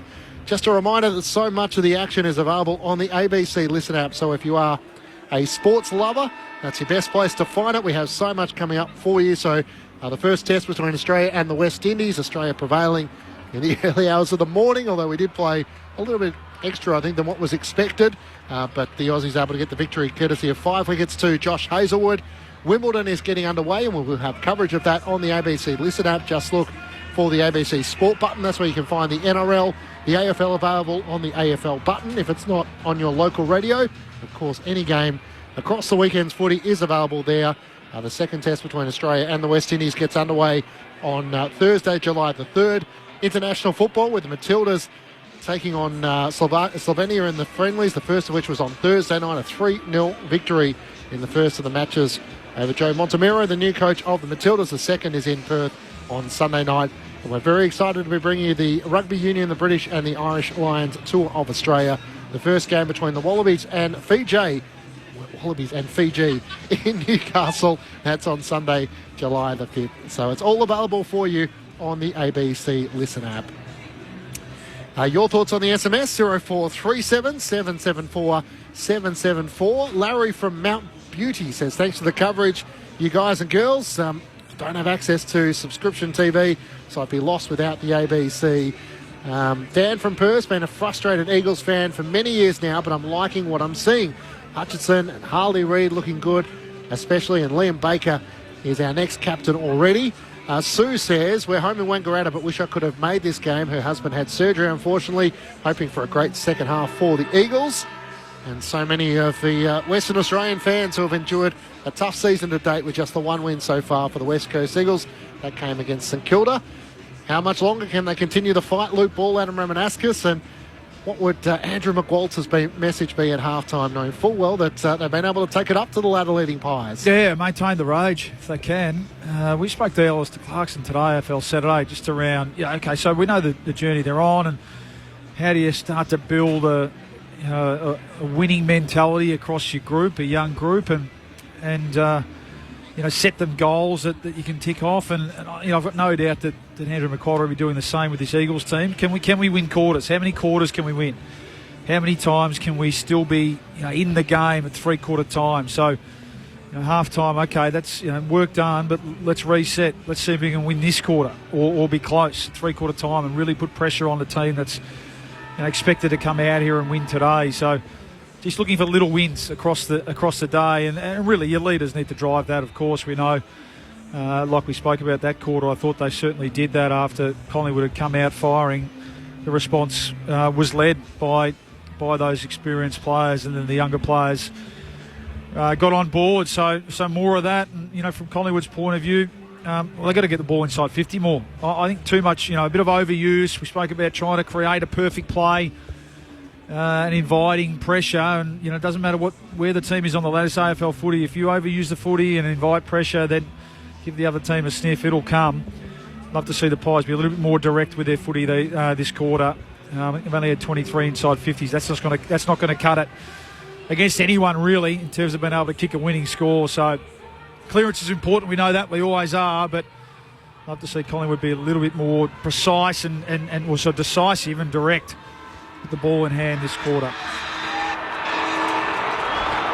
So it's the team sitting on the bottom of the ladder, West Coast, that are holding that lead. 8 points at half-time. They led by 9 at quarter time. And at the main break, they are leading Collingwood, who's at the top of the AFL ladder at the moment, as the umpire restarts play in the centre of the ground. Flynn with an underground hand pass to Reid. It's a free kick going the way of the Pies from the centre. And it's Ned Long that takes it. Just chips it towards Nick Dacos, who marks and holds on to it. He's just forward of the centre circles. Had a kick after the siren at the end of the second term. Tried to go the talk from 55 metres out for no score as he kicks it inside the forward 50. Falls at the back for Cameron, who hand passes it away. Baker's there to pick it up and hand pass it away to Graham. And he exits the West Coast Eagles from defensive 50. Will only get as far as half-back for the Eagles. So the hand pass comes away towards Charlie Dean in the end, who just got it on his boot and it went out of bounds on the full. So a West Coast free kick will be coming the way of Cripps, or it will be coming to Marrick, who is closest to the footy. And he'll take the free kick it is in the end, as West Coast lead by 8 points, just a minute played in the third term. Marrick wants to come into the middle of the ground, kicks for Flynn, it's lace out, hand pass to Baker, trying to get through the gauntlet, break out of a Sullivan tackle, gets the hand pass across half back.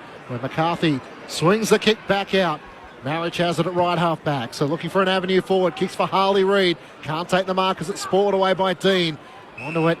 Perryman lays the tackle, and it's locked to the chest of Jamie Cripps. Collingwood CEO Craig Kelly was floating around the media area. He wasn't trying to find the coach's box, was he? Oh, he tried to bash me on the way through. He did say you were looking fit, Rama, which is sort of a backhanded compliment, I'm sure. Ned Long bumped as he gets it kick away, and it goes out on the full.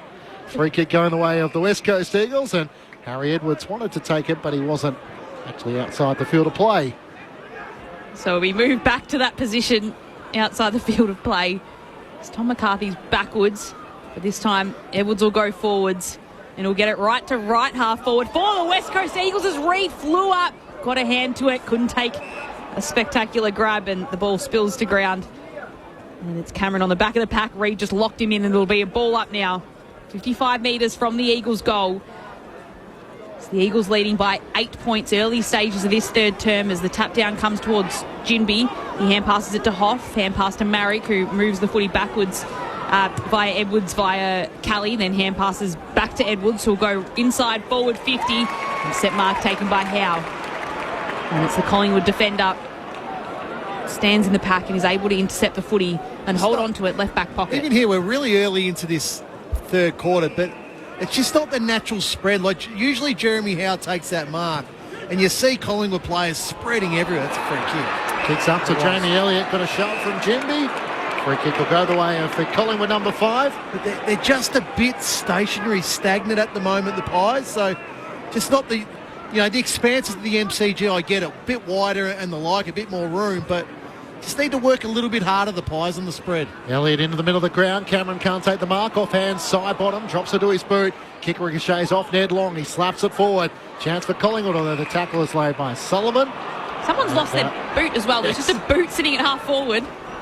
Harry Edwards will get the free kick for over the shoulder. Works it out to Hutchinson. He's kick up towards Liam Ryan, where Jeremy Howe just taps it straight over the boundary line and didn't disguise that well at all. So Liam Ryan takes the free kick, tries to pull his kick, looking for Tim Kelly. Had to clear Cameron. No follow-up for Collingwood. Kelly's onto it, fires towards goal. He misses to the right-hand side. And a minor score, a 9-point lead West Coast way. Whose boot is it? Darcy Cameron. There you go. The trainer's gone out and given it back to him.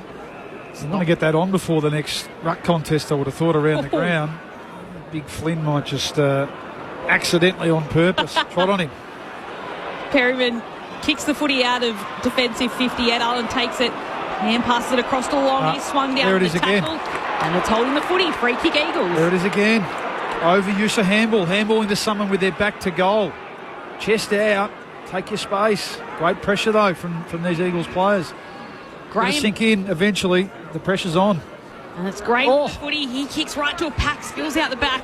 Crisp takes it. He kicks it out wide towards Myercheck. Juggles the mark. And then can move the footy outside of defensive 50 for the Pies towards Elliott, who holds onto the mark in front of the interchange gates.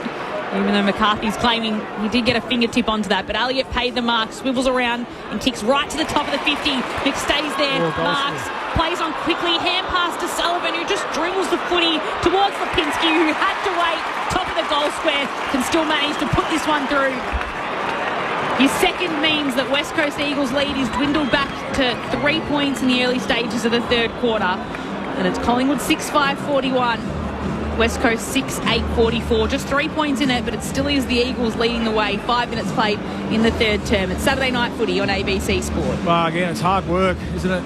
Around that time, it was a nice kick from Elliott just to the advantage of Dan McStay, whose hands have been pretty good tonight. And then some great off-ball running from Pat Lipinski, who you do feel, he's having a terrific year, Lipinski.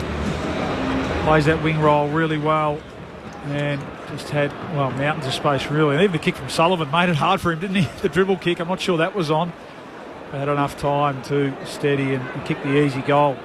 Funny way, they just needed that, didn't they, the Pies? It's funny to say, but how close the game is. But it's hard work at the moment for them. Luke Ball with you on ABC Sport. Darcy Cameron wins down the tap, looking for Nick Dacos. Hewitt slides in. Free kick contact below the knee, and Nick Dacos is going to get the free kick. Rather fortunate. He looks inside 50. Cameron's pushed forward, and he takes the mark in front of Bailey Williams. Then unfortunate the free kick for Collingwood, and Cameron charged inside the 50. Yeah, just didn't go with him, Bailey Williams. So Cameron got the jump, recognised the free kick was going to his teammate in Nick Dacus, and then just took off, and Bailey Williams was just too slow to react. Kicked 2 goals last week against the Saints, lining up against Rowan Marshall. He is one Collingwood player who is looking for a contract extension. He's out of contract at the end of next season. Well, there'll be no problem there. The way he's going this year, the top 3 in the best and fairest, I would have thought at the moment. As he starts his approach outside 50, looking to return Collingwood to the lead. He comes in.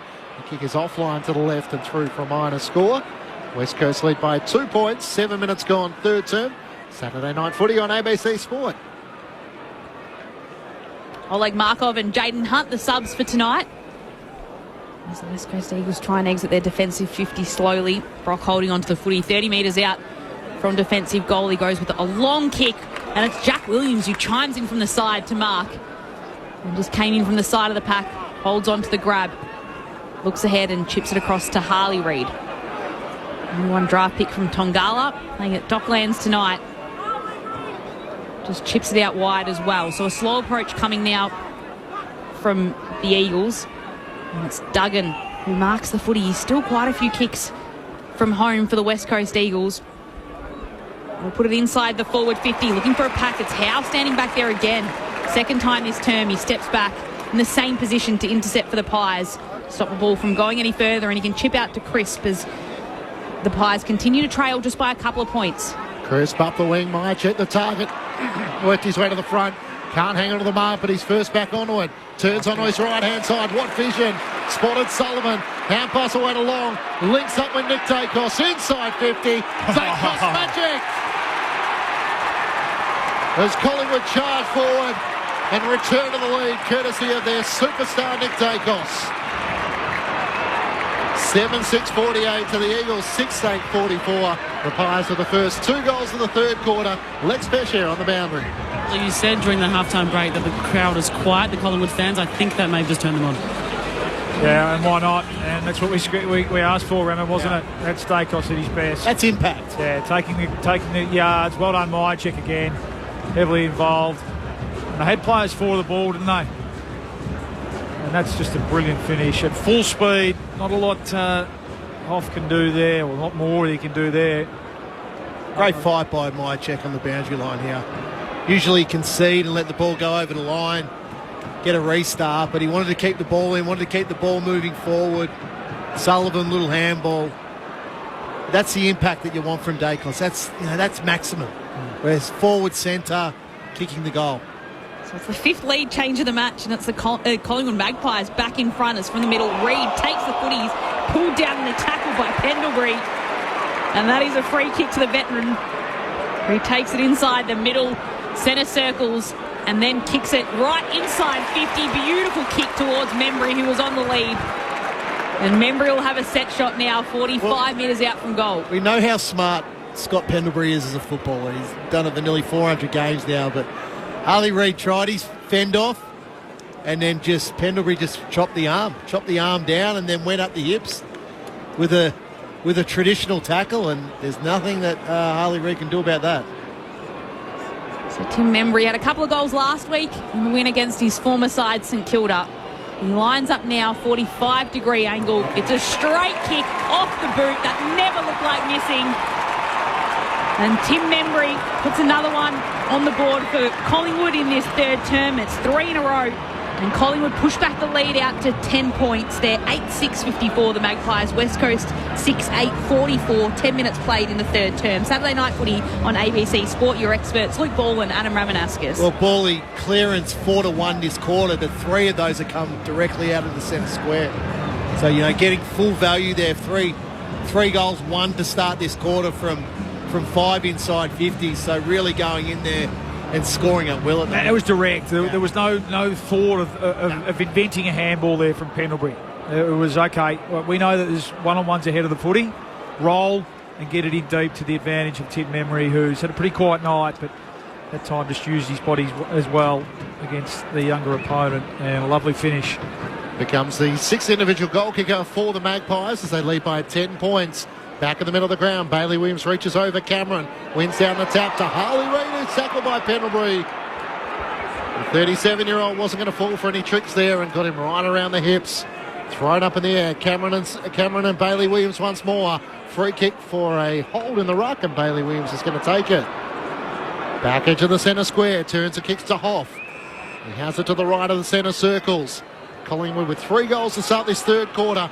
Out to Harley Reid on the Docks wing. Hand pass away to Brock. Gives it inboard to Tom McCarthy, who looks up inside 50. Kicks towards the teeth of goal. In the pack. No mark taken by Flynn. Spills out. Josh Dacre overran the footy. Perryman tackled by Jamie Cripps, who follows up with a second tackle in the right forward pocket, just 25 metres out from the West Coast Eagles goal. Collingwood by 10 points.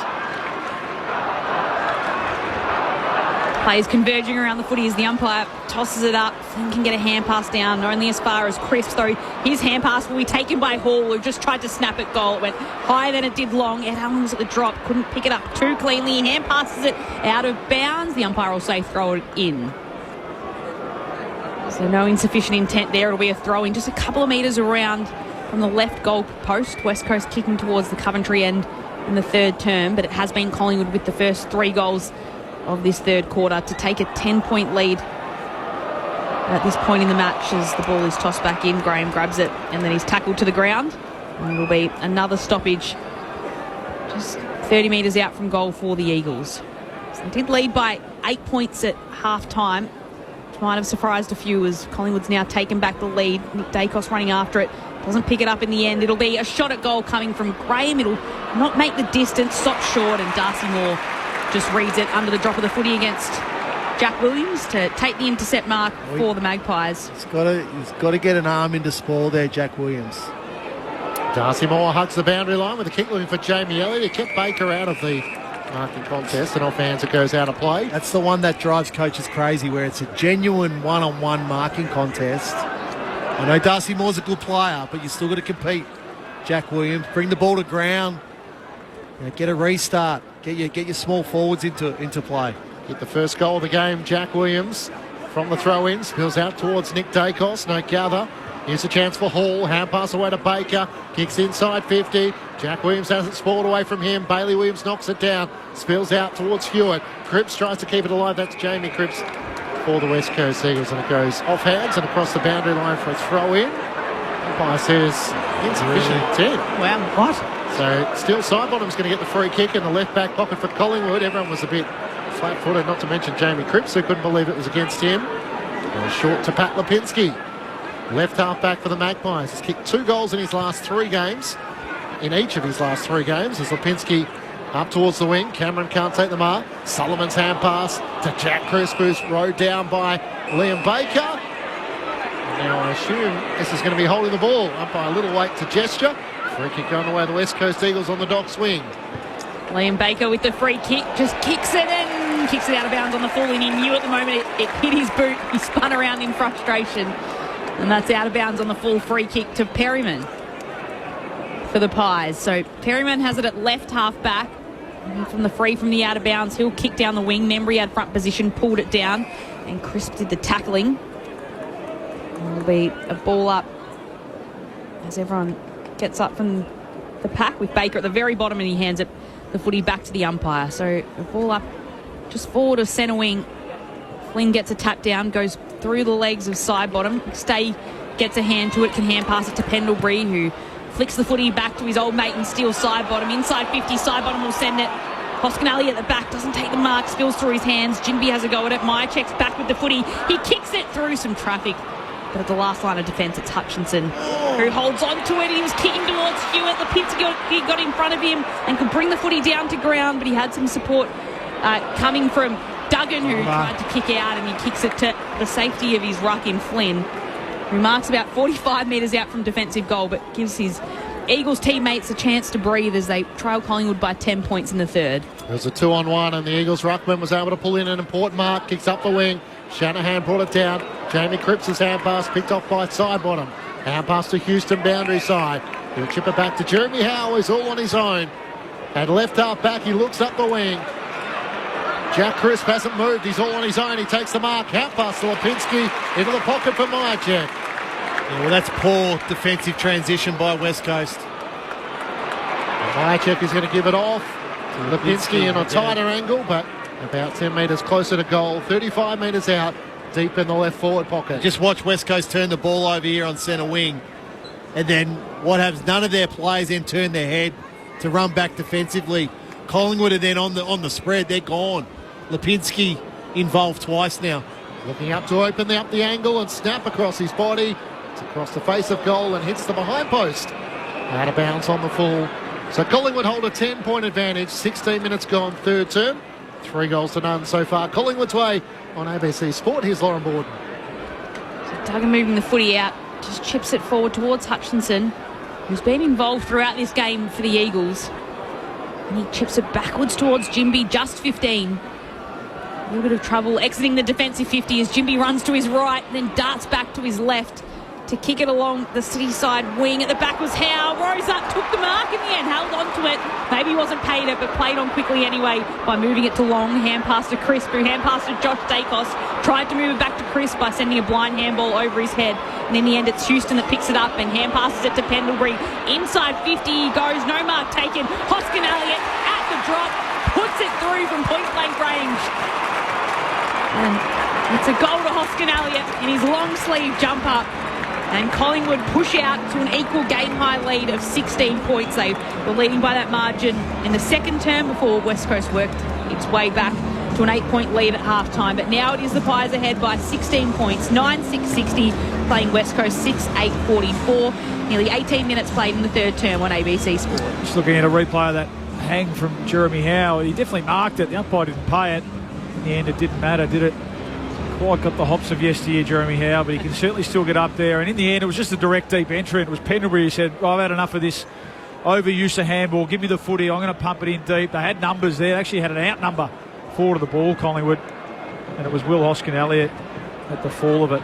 Once the crumb had been created, it was good enough to snap it. So again, still a bit haphazard in terms of their ball movement, Collingwood, having to work really hard to get decent shots at goal, but just like them being a lot more direct. Luke Ball with you on ABC Sport. Flynn out of the ruck for the West Coast Eagles. Gets the clearance to half forward. Josh Dacos intercepts, kicks out to the wing. And Hoskin Elliott, the last goal scorer, takes the mark.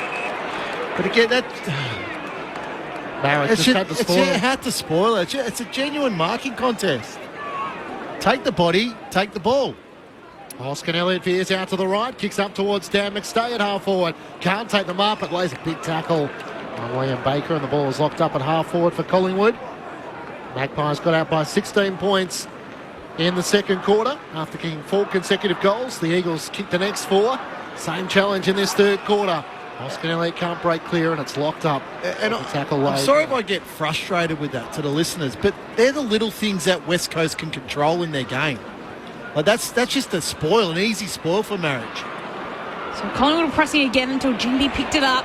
Top of defensive 50, hand pass to Reid, hand pass to Baker, patrolling the half-back line, just chips it out wide to Hutchinson, who marks at left half-back and moves the footy along towards Beau Allen, but then Membry dived in and grabbed it and then clashed at the back as well with Graham. Did well Membry, didn't he? It's a big hit. Yeah, it was Duggan rather.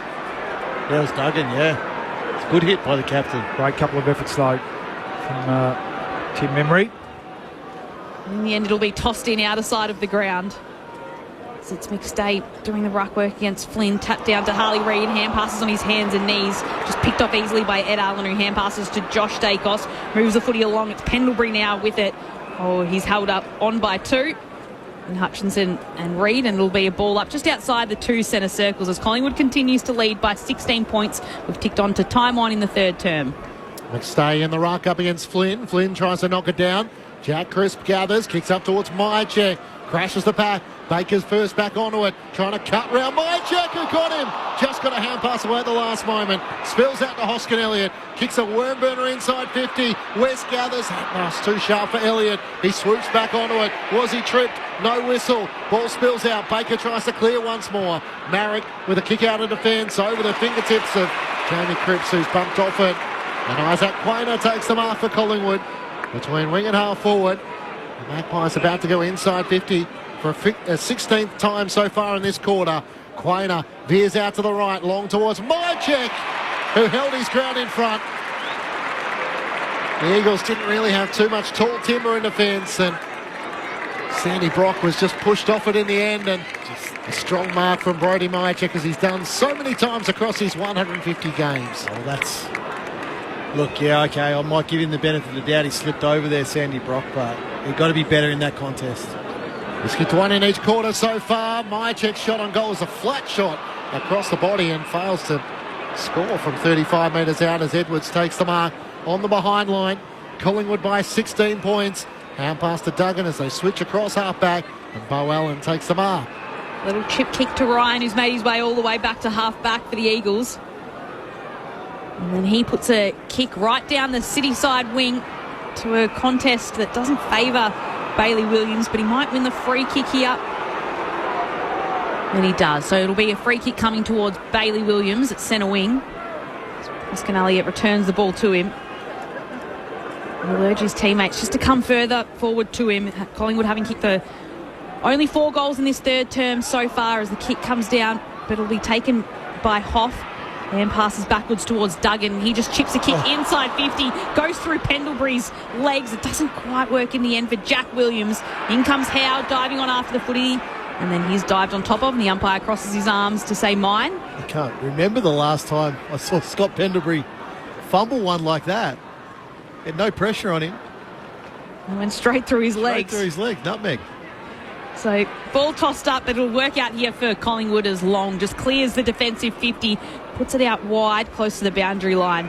And in the end, Duggan's just happy to carry that over the boundary for a throw-in. So it'll be a boundary throwing out of side of the ground at half-forward for the Eagles. Collingwood leading by 16 points. 9-6-60, playing West Coast 6-8-44. 23 minutes played in the third. Lauren Borton and Matt Clinch calling the action. Lex Pesce down on the boundary. Adam Ramanauskas and Luke Ball, your experts for Saturday Night Footy on ABC Sport. The second stoppage out on the city wing as Bailey Williams tangles with Dan McStay. McStay slaps it down, races after it, kicks a high ball in the middle of the ground. Jamie Elliott wrestling with Ruben Jimby. Off hands, it's picked up by Baker, dumped in a tackle, holding the ball. Quick whistle, and Jamie Elliott will take the free kick in the middle of the ground. He has players streaming forward. Kicks laterally out towards Sidebottom. Jimby didn't get a hand to it. Sidebottom's hand pass back to Pendlebury on the wing. Trying to find a way around Graham. Kicks inside 50. West on the lead. Cannons into Jimby as the ball spills clear. Onto it is Lipinski. Hand pass to West. Hand pass to Ned Long. In the left forward pocket. Kicks to the teeth of goal. He doesn't have the distance either. And the mark is taken by Edwards as he kicks out of defence. Out to Jamie Cripps, and he links up with Hoff at half back. And Hoff moves the footy on quickly to get it down to half forward. Flynn will mark, but he hasn't got anyone ahead of him as Jack Williams goes running into the forward 50, but it might have been doesn't need anyone. Mark here, and Flynn will be paid a 50-metre penalty. So he was forced to hold up, and then Collingwood have given away the 50 metres. Who was that against? So Jeremy Howe tried to intercept the mark. No one stood on the mark, so Howe tried to come across. No, he didn't try and come across. He didn't move. Well, Flynn was off his line. Yeah. So... The free kick marches Flynn to about 30 metres out from goal. He eases this one towards the sticks and he slots it through. Collingwood's lead cut back down to 10 points. So it's West Coast 7-8-50. Collingwood 9-6-60 by the goal from Flynn off a 50-metre penalty. 25 minutes played in the third. Collingwood ahead by 10. Let's head down to Lex Pesce on the boundary. Dan McStay has just headed down into the rooms. He came off and it looked like he'd hurt his left knee, so he's just gone to be checked. I'll keep an eye on it. Oh, he's had some trouble with that. Is that the same knee, Clinchy, from Anzac Day? I think so, yeah. Yeah, so hopefully he's okay. I think that, sorry, Remit, yeah, that was on Charlie Dean, actually, who ran up to the mark, and I'm sure he was told to stand, and then back as there were Eagles players streaming forward. So technical, that decision, but it was there. So Eagles hanging around. Matt Flynn, the former Giant, with his third goal of the season, keeps the West Coast Eagles in it. Back in the middle of the ground, Flynn doing the ruck work, wins down the tap, spills out to Nick Dacos, can't take it cleanly. Charging in is Jack Graham, got down low, wrestles for the footy. He's going to be penalised here. Had full intent to try and win the footy. He gets up and makes his point to the umpire, exactly that. Nick Dacos will get the free kick to the right of the centre circles. He chips it over the top to Jeremy Howe, pushing down from half back. Just not sure how he's meant to get that out. Well, it doesn't reward the player who's trying to win the footy. He's not dragging it in under himself. He's winning the ball. Howard right half forward inside 50. Myercheck knocked off it. Flynn spoils it down. Spills out the way of Bo Allen. Hand pass away to Graham. Hand pass to Hutchinson. Links up once more with Bo Allen. Good burst of speed at half-back. Gets a hand pass away. Here's a chance for Hall. Links up on the outer wing. The kick up towards half forward, and Tim Kelly takes the mark. At left half forward, he veers out to the right. Barrick charging forward. On the bounce, he gathers. Hand pass over the top. Options are plenty. Hand pass to Hoff. Cuts onto his left. Back-to-back goals for the Eagles. Brady Hoff able to steady. There was a moment where he thought he might have set him up for a hospital hand pass, but the Eagles string two together on the trot. It's back to a 4-point lead Collingwood's way. 9-6-60 to the West Coast Eagles, 8-8-56. 27 minutes gone, third quarter. Saturday night footy on ABC Sport with Adam Ramanaskas and Luke Ball. One end to the other, and I'm looking down at the Collingwood forwards. Rammer, a lot of hands on hips, a lot of teapots there, and I mean, we can't underestimate the absence, I guess, of Bobby Hill and Bo McCreary in that forward line in terms of drop of the ball pressure. That's a number of times now that the ball has just completely rebounded out, hasn't it, when the ball's hit the ground from one end to the other. And geez, Bo Allen, didn't he start that with some absolute dash out of half-back? Tim Kelly, who's worked in the game pretty well, and Marriage running forward of the ball. Really impressed with Hoff's game too. It hasn't been an out-and-out tag on Dacos, but he's worked really hard and had plenty of the footy of himself. The Eagles keeping himself in this game as Cameron takes the footy from the centre bounce and kicks it to half forward. Hoskin Elliott grabs it and just dabs a kick forward. It bounces nicely for Membry, who hand passes backward towards Crisp. Just punches the ball out to get towards Membry. That wasn't quite a legal disposal. So it's a free kick. Been caught a few times today, Jack Crisp. Just trying to do too much for these Collingwood players. Yeah, absolutely. Graham with the free kick works it to McCarthy, who works it backwards towards Duggan. And he's holding the footy, still defensive 50 for the Eagles. Chips it out towards McCarthy. Just wonder whether they might need to inject Oleg Markov even forward of the ball. I'm looking at young Charlie West. And the ball hits the ground. That's the challenge for Collingwood at the moment. Oh, Howe rises up. He's been threatening a couple of times tonight. And this time he holds on to it in a pack. And the kick off his boot is a little bit of a shank. Makes its way to Steele Sidebottom, though, who can mark. It's a nice mark there from Howe. And it's Sidebottom with the kick as he loads up to send it inside 50. High ball in the direction of Jamie Elliott and West. Off hands, it spills to the front. There's a whistle. And it's a West Coast Eagles free kick going the way of Ruben Jimby. Lex Pesher on the boundary. And McStay has just come out from the race. He's done a few run-throughs and he said, I'm okay to the doctor. So good news. Good news for Collingwood fans. The Magpies with 4-2 so far in this third quarter, having trailed by 9 points at quarter time and 8 points at half time. The West Coast Eagles have been up for the fight. The kick out and towards the direction of Jack Williams. Can't take the mark. Off hands, Flynn. Slick hand pass to Hall. Hand pass to Reid. Harley Reid with a fumble and loses possession. Darcy Moore's hand pass to Quainer. Away to Nick Dacos. Switches across half back. Finds Ed Allen. At centre half back for Collingwood. Myercheck races onto the dockside wing. He can take the mark in front of Liam Baker. The fluency is lost from that point for Collingwood as he's forced back behind his mark.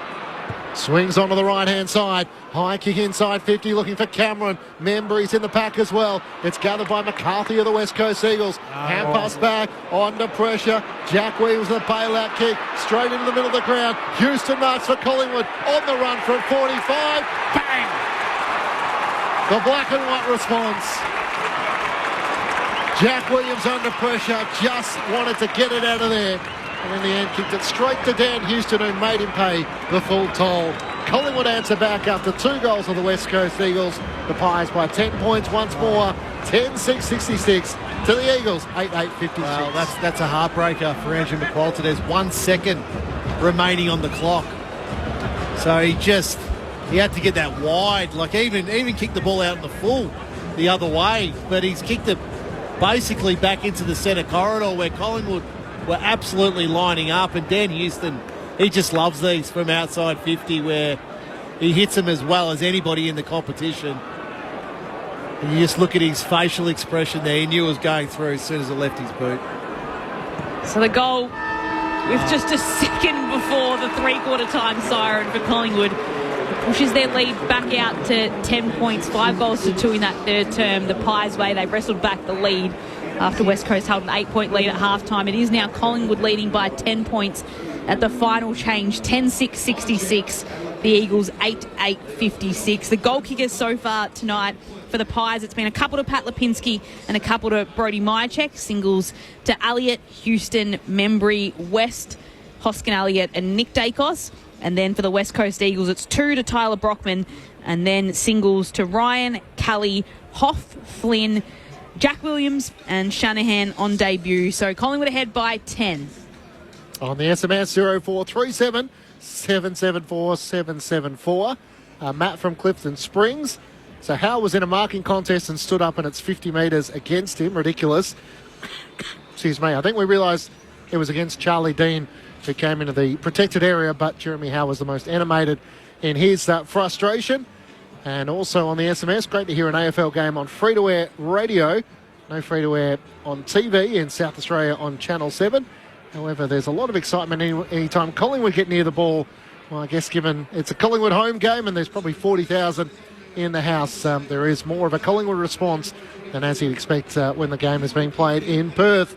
Collingwood by 10 points. They lead for the first time at an interval so far tonight after West Coast led by 9 points at quarter time, by 8 points at half-time. The Pies with 5 goals to 2 in that third quarter. Saturday night footy on ABC Sport. Health hacks, quacks, diet traps, scam apps. On the ABC Listen app, find healthier health podcasts like All in the Mind, The Health Report, and What's That Rash? Your Weekly Dose of Health on the ABC Listen app. This is the 2025 AFL Premiership season on ABC Sport. Vic stays there, plays on quickly, hand pass to Sullivan, who just dribbles the footy towards Lipinski, who had to wait, top of the goal square, can still manage to put this one through. Spotted Sullivan, hand pass away to Long, links up with Nick Dacos, inside 50, Dacos magic! As Collingwood charge forward and return to the lead, courtesy of their superstar Nick Dacos. Tim Membry had a couple of goals last week in the win against his former side, St Kilda. He lines up now, 45-degree angle. It's a straight kick off the boot that never looked like missing. And in the end, it's Houston that picks it up and hand passes it to Pendlebury. Inside 50 he goes, no mark taken. Hoskin Elliott at the drop, puts it through from point-blank range. And the free kick marches Flynn to about 30 metres out from goal. He eases this one towards the sticks and he slots it through. Barrick charging forward, on the bounce he gathers, hand pass over the top, options are plenty, hand pass to Hoff, cuts onto his left, back-to-back goals for the Eagles. Jack Williams with a bailout kick, straight into the middle of the ground, Houston marks for Collingwood, on the run from 45, bang! The black and white response. This is ABC Sports coverage of the AFL. On your radio, ABC Sport Digital, and on the ABC Listen app. A costly turnover in the dying seconds there from the West Coast Eagles sees Collingwood in front by 10 points heading into the final term in a low-scoring affair. The Magpies 10-6-66 to the Eagles 8-8-56. Matt Clinch and Lauren Borden calling the action. Lex Pesce down on the boundary. The thoughts of our experts, Adam Romanascus and Luke Ball. Well, Bally, I think Collingwood really did their work through centre bounce that quarter, 5-1 out of centre, and they got 3 goals really from those centre breaks. So what I also like, Collingwood started kicking the ball that quarter, so they went at 81% by foot, which is well above AFL average. AFL average for kicking efficiency is about 67%. So when they use their feet, Collingwood, when they get on the spread is when they're playing their very best football. Full toll there for West Coast really in not keeping that pressure that they were applying in that first half. 17 inside 50s to 10 that quarter for Collingwood. 5 goals, 1 for Collingwood. So it's sort of like, okay, we've got to put our foot down a little bit here. Let's try to put a bit of a break in this game. Disappointing for West Coast, that last goal where Williams just comes back into the centre corridor with really a kick looking for nobody. It was just to try get it out there, a high ball. So, the margin could have only been 4 points going into this final term. This is the best development that these West Coast players will get now. 10-point margin playing against the top of the table Collingwood. It's now okay. Like, there's some real pressure in the game. They haven't had a lot of these games this year where, coming into the last quarter, the game's been alive still. So this is where I think Andrew McQualter will find out a lot about his younger players and if they can stand up to the heat, which I think you want as a coach. Yeah, I've been so impressed with them, even that quarter, where again at times Collingwood had momentum and threatened to bust the game open a little bit. They've just found a way to keep working and fight and scrap and get a hand in, get pressure in, and then when they've been able to get the ball, or turn the ball over or clean the ball up in the back 50, their ability to transition the footy. I mean, you spoke about brand and identity before the game. Well, I think what we're seeing a little bit is how they want to play. They want to really transition the ball with speed from back to front, and they've been able to do that against a team who, okay, they're off tonight, but we know that this Collingwood team are the best at stopping that. So that's a huge win. So can they maintain it? As you said, do they have enough left in the tank to be able to maintain it? We tick off 3 quarters with a quarter to go. We know Collingwood are a fast-finishing team and will run out the game pretty well. That's the test. That's the test that's going to come for this younger Eagles team. Can they maintain that belief in what they're doing to be able to be close 10 minutes in, 15 minutes in the quarter? And you never know. Olaf Markov and Jaden Hunt, the subs, still yet to be used for either side. As we start the final term, Collingwood by 10 points. Darcy Cameron wins down the tap. Hoff's onto it. He's tackled immediately and the umpire will ball it up. Dacos laying the tackle. Dacos with 25 disposals. Baker with 28. Pendlebury with 22. Hoff with 22 as well. Cameron drops it down, looking for Scott Pendlebury. Chopped off though by Harley Reid. Gets the hand pass away as the kick from Allen inside 50. And a free kick going the way of the West Coast Eagles against Darcy Moore. And Jack Williams will have the shot on goal. Well, when the umpire was right there, had a good view. Perhaps it was on the blind side for us, but it looked like a pretty reasonable marking contest to me. But I like it. Big body, play in front. And he's a big boy, this Jack Williams, 200 centimetres. We made the mistake. Bawley obviously just right on 3/4 time there. So now you love this, that he gets the first opportunity of the 4th quarter to make up for it. Darcy Moore with that left arm around the waist of Jack Williams, which the umpire spotted immediately. Looking to redeem himself with his 2nd of the night. He comes in and misses to the left-hand side. Jack Williams can't take the moment after conceding a goal late in the 3rd quarter, and Dan Houston made him pay. Collingwood lead by 9 points, just a minute gone, final term. The first goal of the night as well, Jack Williams. Is how brings in the footy by chipping it to Nick Dacos. Reid doesn't stand the mark, and that's an easy 50-metre penalty that's been given away to Nick Dacos. Well, he ran over the mark, Loz. And not just not stand it. He ran 4 or 5 steps over the mark. It was clear as day. So Nick Dacos now is just forward of centre half back and puts plenty on his kick. He'll get it right to the top of the 50. It's punched away though by Duggan. Can't be taken by Hall. The hand pass comes away. And it's Hutchinson on the bottom of the pack who's slowly rising. The umpire will come to throw the ball up. Just 52 metres out from goal as Ed Allen goes in after it. Nick Dacos is there as well, trying to gather it on his hands and knees, pulls it in. Reid jumps on top of him. And it'll be another ball up, about 60 metres out from Collingwood's goal. They're leading now by 9 points after getting out to a game high 16 points. This final term, it's Hall chasing after it, can't gather it cleanly. It allows an in for Long to come in and grab the footy. He's tackled by 3 Eagles players, can just get the footy away. Duggan takes it, he's pulled in a tackle by Lipinski, and that one is called holding the footy. So that's a free kick to Patrick Lipinski against Duggan. Gee whiz. There's a couple of goals already tonight, Pat Lipinski. As he looks into the pocket, Dan McStay's on a long lead, and he's going to take the mark in front of Edwards. Great hands. He loomed as a dangerous target. He's going to try and give it off to Darcy Cameron, getting back. Flynn got a handball to it, spills out the way of West, gets it to Sullivan, spinning through traffic, dribbles along the ground, and Collingwood have the first of the final term. On the move was Lockie Sullivan, and he makes it count. Collingwood lead by 15 points. Jack Williams couldn't kick the goal from the set shot at the other end.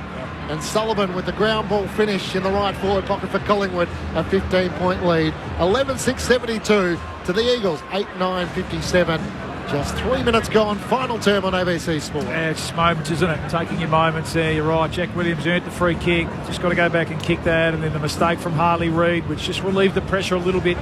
That was holding the ball against Liam Duggan. Yeah, that was a bad one. That wasn't prior opportunity. Had a lot of those tackles tonight. Should have been a ball up. Good hand from Dan McStay.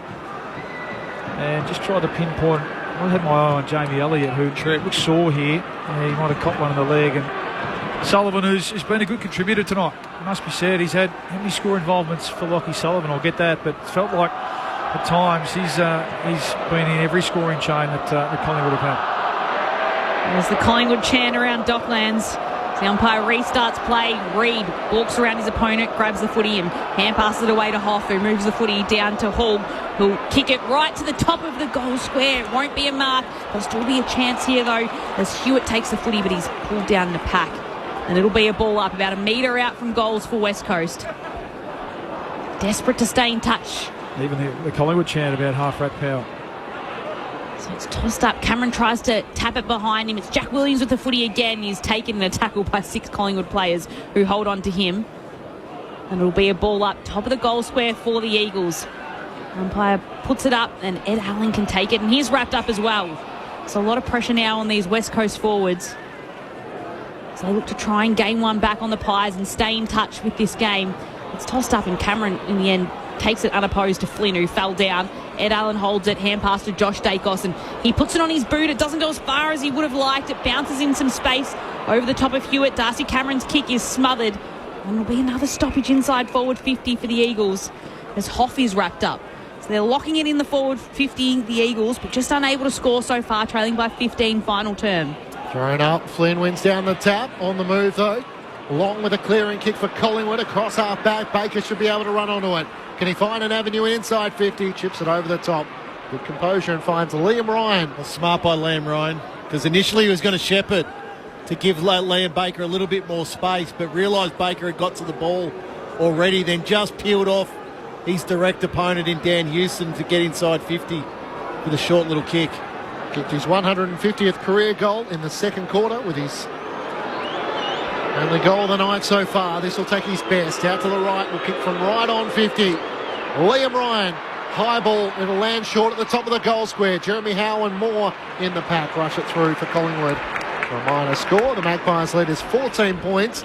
6 minutes gone, final term. Saturday night footy on ABC Sport.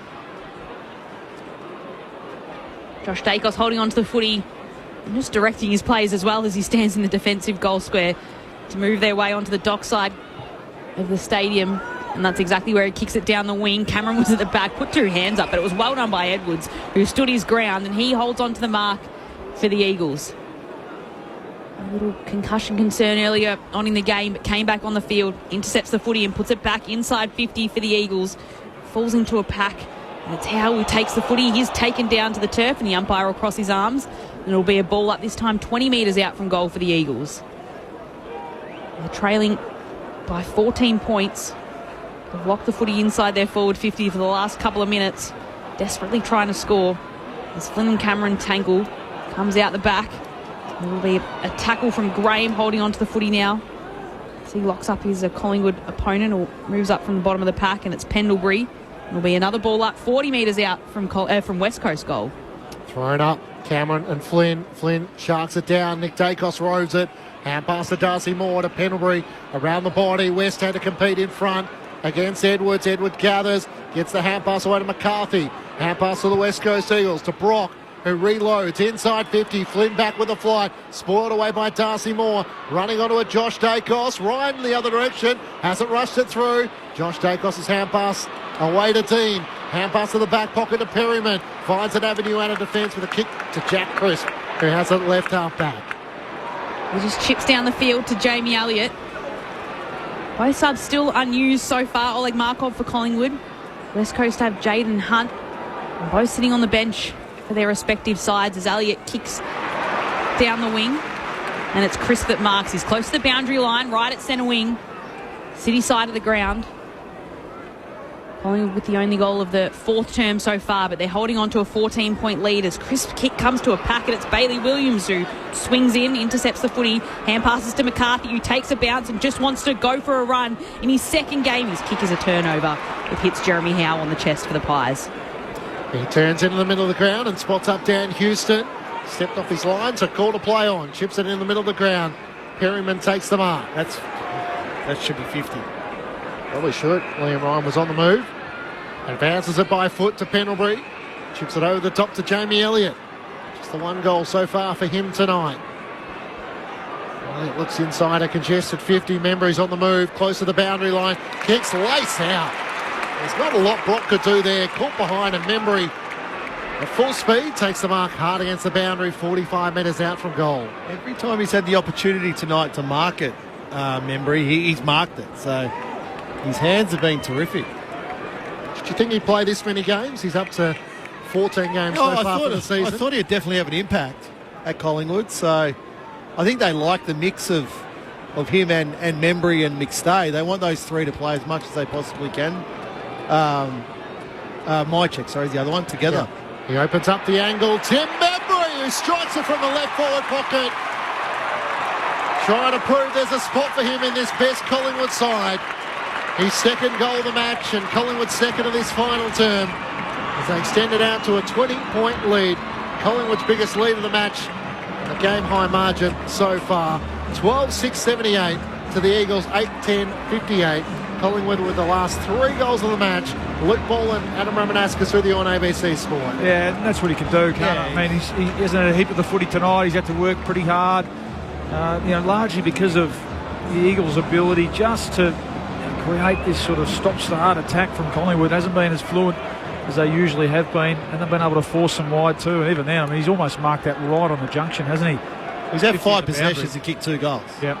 So, look, impact, no doubt, on scoreboard. But like I was saying, it's McStay, Membry, Mychek that Craig McRae wants this forward line to look in terms of those taller players. Dacos and Hall with a little bit of a push and shove inside the centre of the ground. It's Pendlebury with the clearance though. Hand pass to McStay. Puts a kick directly inside 50. Bounces off the chest of Brock, which allows Collingwood it in by Sullivan. Hand passes the footy. Hall's there to take it. Can hand pass it across to Hoff, who runs his way outside of defensive 50 and just curls the ball across to Brockman, who marks right in front of the benches and right in front of Alexia Pesce. It looks like West Coast are going to make their sub. I'm not sure who for yet, but Jaden Hunt will come into the action. Thanks, Lex. Brockman's kick goes down towards Hutchinson, and then they all battle for the footy, and in the end, it's just a scrum over the line for a ball up just to the left of the West Coast bench as we head down to Lex Pesce again. It is for Jamie Cripps. I reckon that's the first time that's ever happened to him. So Jamie Cripps subbed out. Looks like Charlie West is going to be subbed out for Collingwood. He's from the restart. Pendlebury's hand pass. So Jack Crisp, the running man for Collingwood, who kicks up towards Membry at half forward. Brock makes the spoil. Membry lost his footing. Brock first back onto it. Membry tackles him over the boundary line. And the umpire says throw it in. Passionate Collingwood fans leaning over the fence. There's a small section of West Coast Eagles fans down the far end, the Lockett end here. Competes hard, Brock. I've liked his game. He's very heavily left-sided though, isn't he? He wasn't going at all to roll on that right foot there. Thrown in, McStay wins down the tap against Flynn. Into the path of Josh Dacos. He kicks into the pocket. Elliott wrestling with Jimby. Good flying effort in the end by Edwards, and he's been paid the mark. Lex Pesce on the boundary. You are correct, Clinchy. It's Oleg Markov who's into the action for Charlie West. Harry Edwards back to the last line. Tom McCarthy in his second game. Quick 1-2 with Duggan as he runs the Eagles out of defence. Kicks up to the wing. Flynn flies in front. From behind Shanahan. As the pack is absolutely crashed, and Jeremy Howe's a bit worse for wear, as is McStay as well. Flynn got his body in there. The Eagles work it forward to Brockman. Centering ball for Kelly. Hangs onto the mark. Just inside 50, directly in front. And in his new role across half forward, this is a must kick for the experienced Eagle. Oh, that was carnage. That contest in front of us there.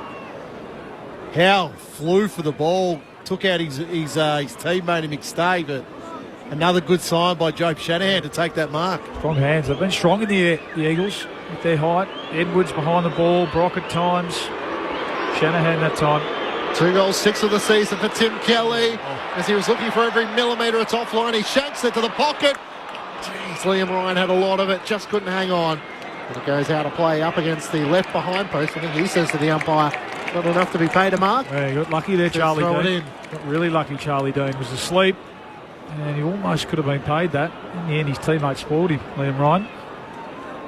So ball tossed in inside forward 50 for the Eagles. What can they show in these final minutes of the fourth quarter? Still a little bit of time left as they trail by 20 points, but they've brought the fight to Collingwood tonight. That's Hewitt that's wrapped up directly in front of goal for a ball up.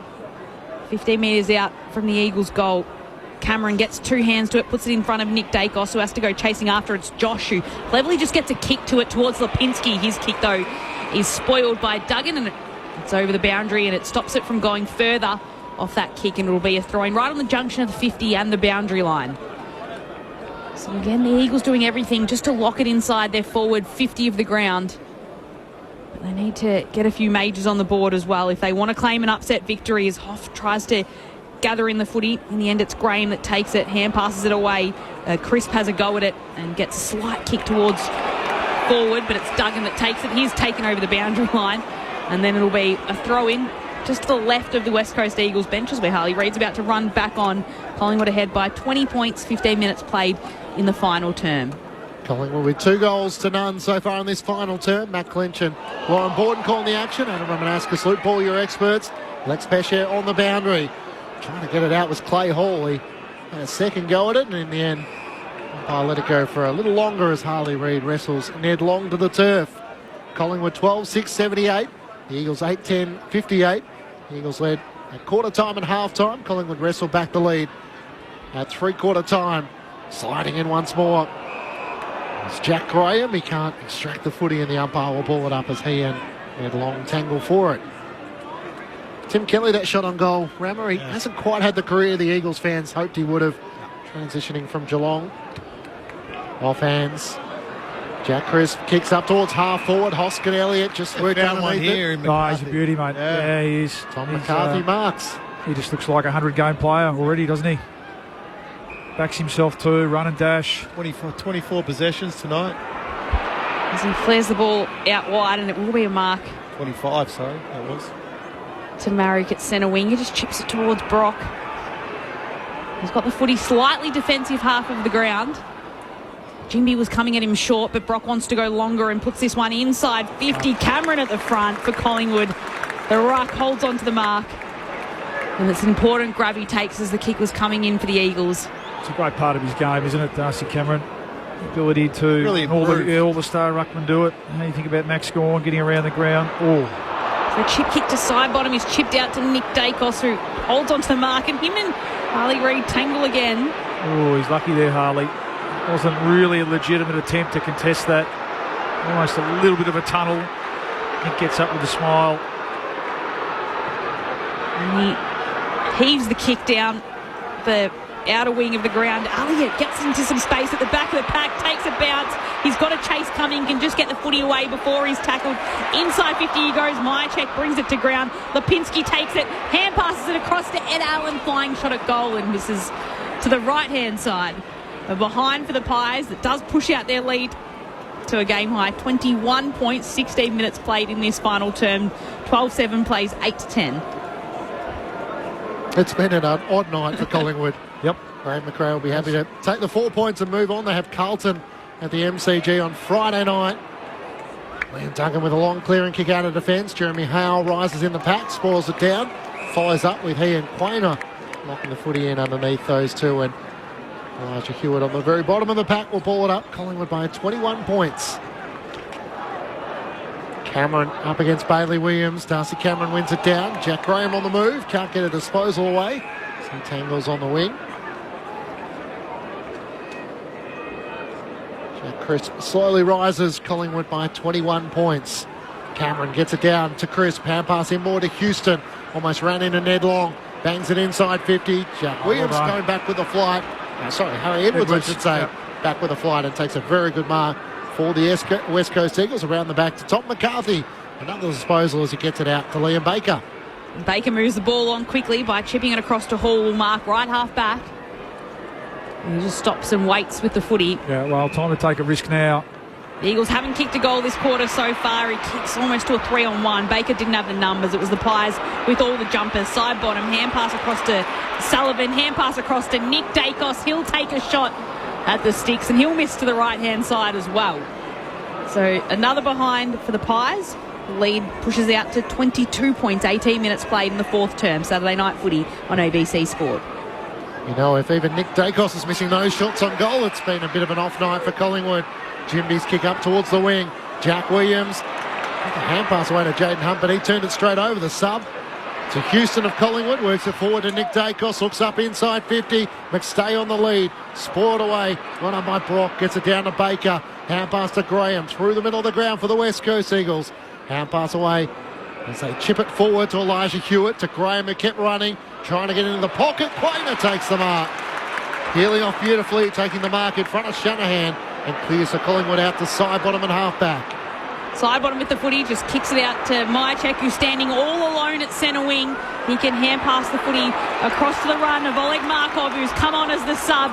55 metres out from goal, kicks towards Lipinski, just slips through his fingertips. He was in prime position. The ball will spill out to Sullivan, who keeps it in, tried to hand pass towards Lipinski, worked off it by McCarthy, who did well again for the Eagles. Just his second game in that defensive unit. Hand pass to Jimby, hand pass to Reid, who's caught.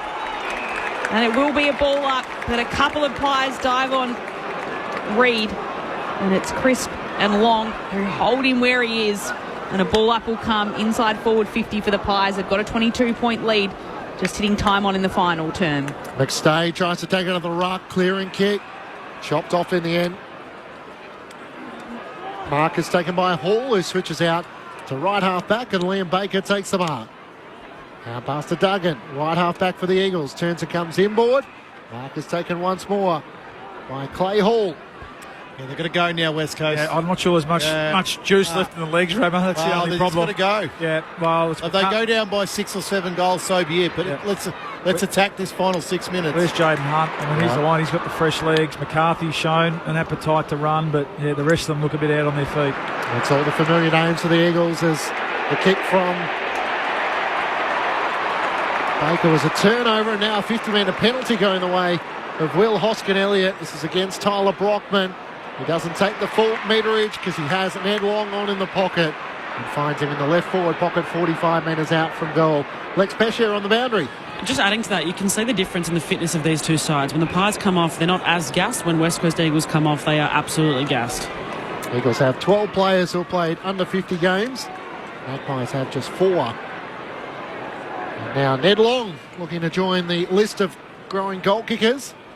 Collingwood chasing a third goal in this final term to extend the margin once more. Ned Long comes in, and his shot is left all the way. The minus score, a 23-point lead Collingwood's way. Crowd posted at 38,126 fans for a Saturday night under the roof of Docklands.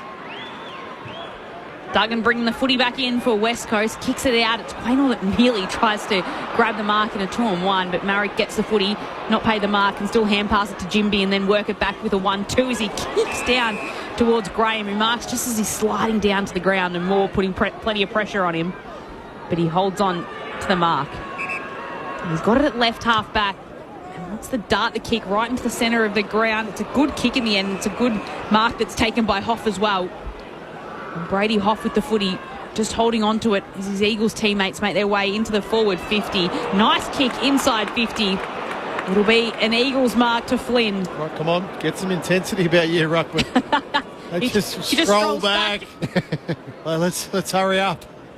Took the two-handed mark in front of him and then strolls back to his mark to get set for the set shot. It'll be from directly in front of goals, about 40 metres out.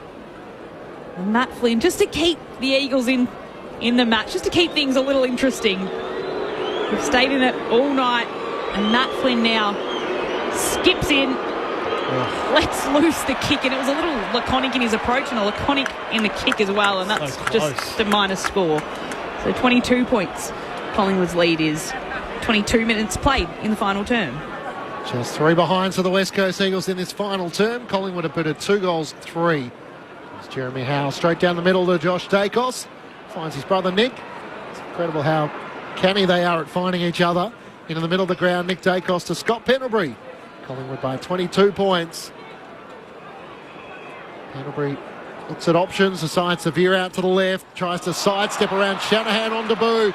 Does so successfully. Drives Collingwood inside 50. McStay can't get a run at it. And Duggan takes the mark for the West Coast Eagles. Hand pass to Marrick in the back pocket. Kicks out to Hutchinson, who at full stretch takes the mark in front of Quainer. And left half back for the Eagles. Hutchinson, little chip kick, finds Elijah Hewitt. He swivels around and puts it on his right boot to get it all the way to left half forward. Up comes Bailey Williams to rise and take the mark. Hand passes it across to McCarthy, who's made his way to left half forward. Just dabs the kick inside 50 and it goes straight to Darcy Moore of the Pies. Moore intercepts the footy in the right back pocket. Pies looking for their 7th win on the trot. They haven't lost since round 8 when they went down by 3 points to Geelong. And although things look dicey for a little bit tonight, they should hold on to this one as the kick comes out to a pack and it's punched out of bounds. They just don't have the confidence to attack the game, West Coast. You know, wins have been so hard to come by over the last couple of years. So being in this situation, it takes confidence. It takes repetition to be in this position. They just look like they don't really know what they're doing. Adam Ramanauskas with you on ABC Sport. Clay Hall gets it forward to Hoff. Long ball towards full forward. Show of strength between Jack Williams and Darcy Moore in the end. It's Collingwood at clear. Side bottoms kick miss. Ed Allen though, and the intercepting mark is taken by Flynn. At left half back. Hang on. It's touched off the boot. Right. So a throw in. Fortunately for Matty Flynn. Took the mark and his momentum took him over the boundary line. The umpire was right onto it. 22 points, Collingwood's lead. They've had to work hard to see off the young West Coast Eagles. As Cameron tries to take another ruck against Flynn. Hand pass to Perryman. Hand pass to Josh Dacos across half-back. They may not be done with yet. Kicks out to Hoskin Elliott on the city wing. Needs a kind bounce. He gathers. Right. Looks up. Nick Dacos is streaming forward. Why wouldn't you kick it to him? At left half forward. He cuts back inboard. Pass 1. Pass 2. From 50. It's touched off the boot. Ricochets out towards Jinby. Races back with the flight. Looks it out to the advantage of McCarthy.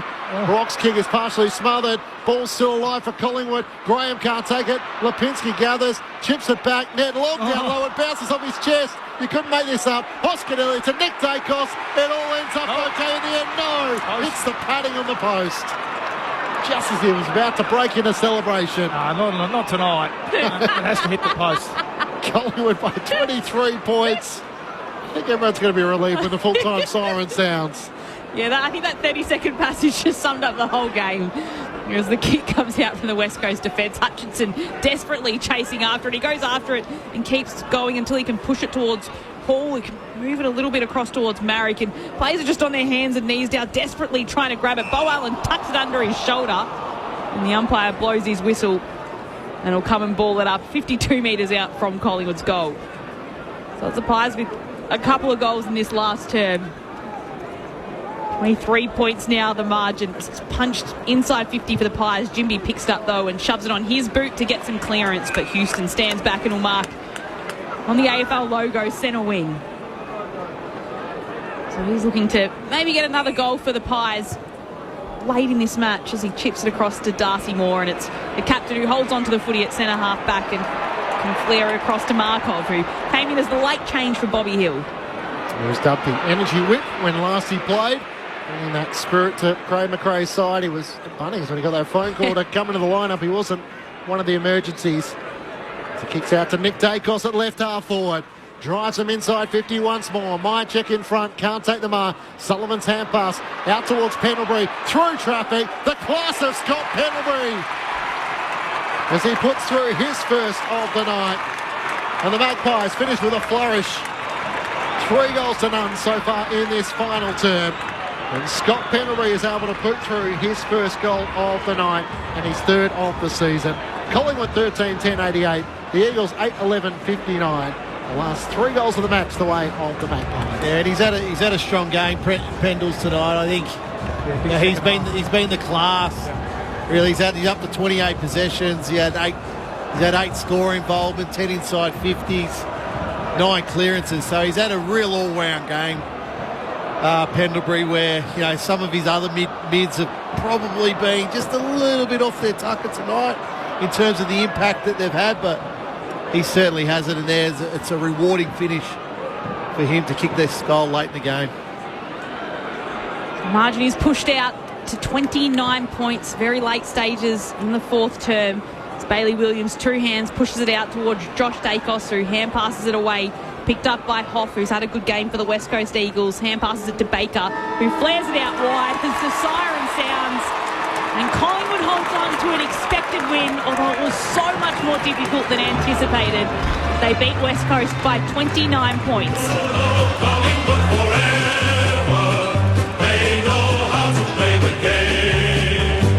Side by side they stick together to uphold the Magpies' name. See the barricades are shouting as all barricades should. Oh, the premiership's a cakewalk for the good old Collingwood.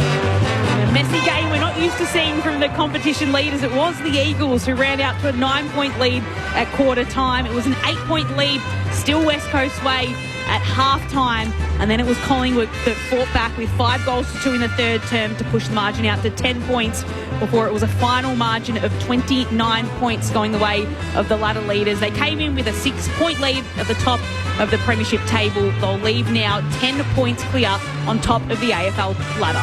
Good old Collingwood forever. They know how to play the game. Side by side they stick together to uphold the Magpies' name. See the barricades are shouting as all barricades should. Oh, the premiership's a cakewalk for the good old Collingwood.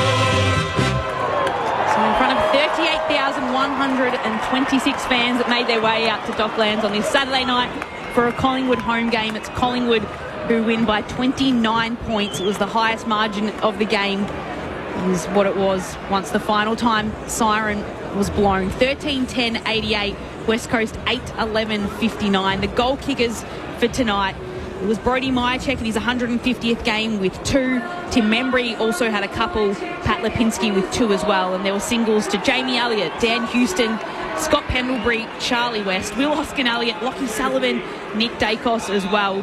Well, for the West Coast Eagles, they fought hard. They made a little bit of a scrap, but just unable to get the job done and run out the match as Tyler Brockman kicked 2 for his side. And then there were singles to Liam Ryan, Tim Kelly, Brady Hoff, Matt Flynn, Jack Williams, and Job Shanahan in his debut as well was able to score 1. But Collingwood win by 29 points.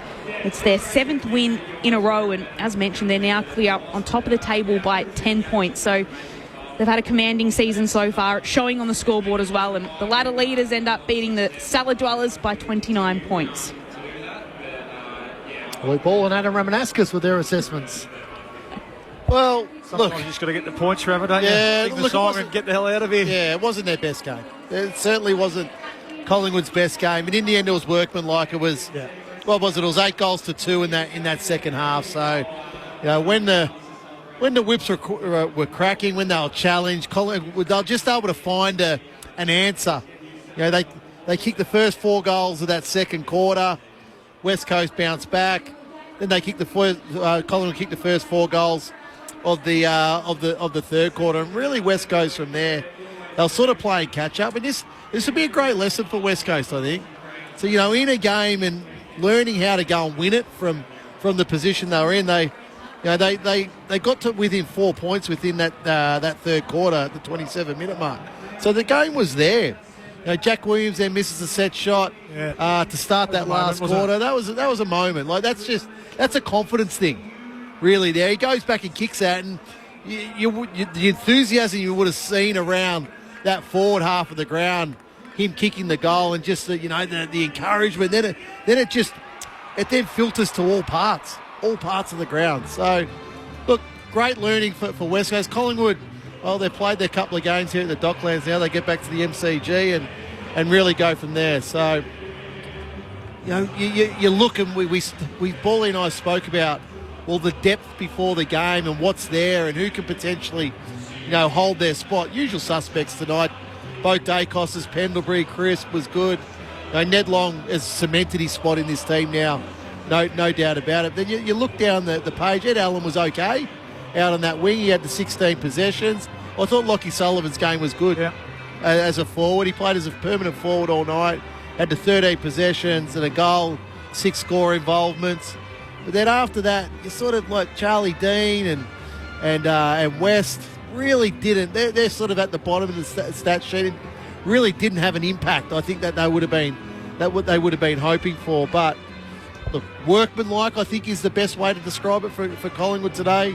They walk away with 4 points. They walk away with now that clear margin at the top of the ladder, I think, which really would have been most important, because now they can, with what is it, clinching a 2.5 game lead now, I think, at the top of the ladder, they can really work this final 8 weeks of the season and go, okay, who do we need to get right? Who do we need to give a rest to? Who do we need to get some more work into? And really go from there. So it's a top 4 finish you want. Yeah. A top 2 finish is even better, though. Yeah, it was clearance tonight in the end, wasn't it? After quarter time, where they were, well dominant. Yeah, and that's where they got their ascendancy. And in the end, that field position allowed them to score. It wasn't the dynamic end-to-end, scintillating footy that we're used to seeing from the Pies. And a lot of credit's got to go to the Eagles for that. I thought they fought and scrapped and chased and tackled and harassed. I thought they were pretty strong aerially too, behind the ball. I thought, between Edwards and young McCarthy, I love what he's not that young, is he? But young in terms of AFL experience. I love what I see. You started to see a bit of an identity, which you spoke about, Rama, pretty strongly before the game. In terms of winning the ball back and slingshotting and transitioning with speed from one end to the other. And we're not used to seeing teams do that against this Collingwood team. So that's, how much of that is Collingwood just being a little bit off, that half a step off, which allows that overlap and that, the ability to be able to bypass defenders, and how much of that is, West Coast pretty sharp sort of ball movement. Be really interested to hear from Craig McRae how closely they review this game, or do they just sort of bank it, as we say, and move on to next week, but they do get back to the MCG. So, you're right, a couple of opportunities, potentially not take it today. I thought, across the board, there were some solid performances. Young West gets a taste of it, doesn't he? He'll be better for that. I thought, it really stood out the lack of drop of the ball pressure for Collingwood today. So clearly Hill, McCreery, the two that lead that. Elliott was a little bit off today, didn't have a great day. Sullivan had his moments, as you said. He's not that sort of player. And then, West in his first game. So, that was exposed a little bit today. And in the end, it was really the Eagles that weren't able to hurt them enough going the other way. But as we said, sometimes you've just got to bank a win and sing the song and hopefully ice up without too many injuries and get on to next week. So 2.5 games clear on top of the AFL ladder, Collingwood, with a bye for the Brisbane Lions and Geelong. So Collingwood moved to 13 wins and 2 losses. And they have a gap on the competition, but how dominant are they? How good is their best as they see off the West Coast Eagles by 29 points? As the Pies make their way into their change rooms, we can join them with Lex Pesher. You know how I feel about the Pies song, guys. It gets real awkward. Brody Marchek's come in with his tiny little baby, and there's some very, very happy faces around here. So this one will be definitely worth the sing. Here it comes. Oh, debutant in the middle. Here we go.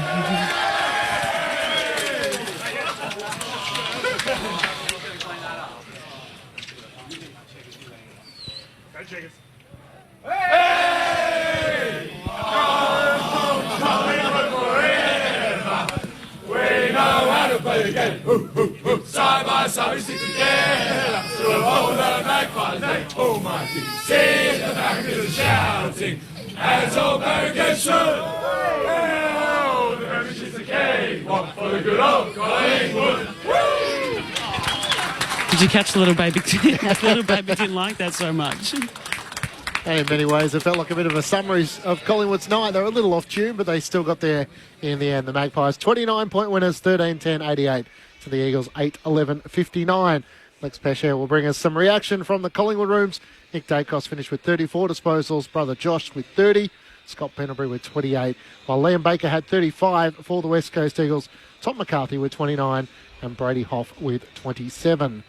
The Scott Pendlebury goal celebration, is he too old to be carrying on with goal celebrations for his kids? Was it I think it was a samurai sword sort of celebration? We heard he had the piano for his young daughter and the previous one was some sort of shout out to his son, but I mean, he still plays such a pivotal part for Collingwood in a game where it lacked a little bit of composure at times. He was able to finish with a touch of class. Yeah, I thought he was in the second half in particular. I thought they all coughed the ball up a little bit earlier, a little bit flipping with the footy. We spoke about trying to create things that weren't necessarily there, and they all, I thought, were guilty of that first half. But I thought his touches in that second half, and particularly where they probably just put a little bit of a space late in that third quarter. He was decisive. He was great around clearance. I think he had 8 or 9 tackles as well. We'll get that 6. for you, but 10 inside 50. So I thought he was the one who said, "Okay, we've got to stop.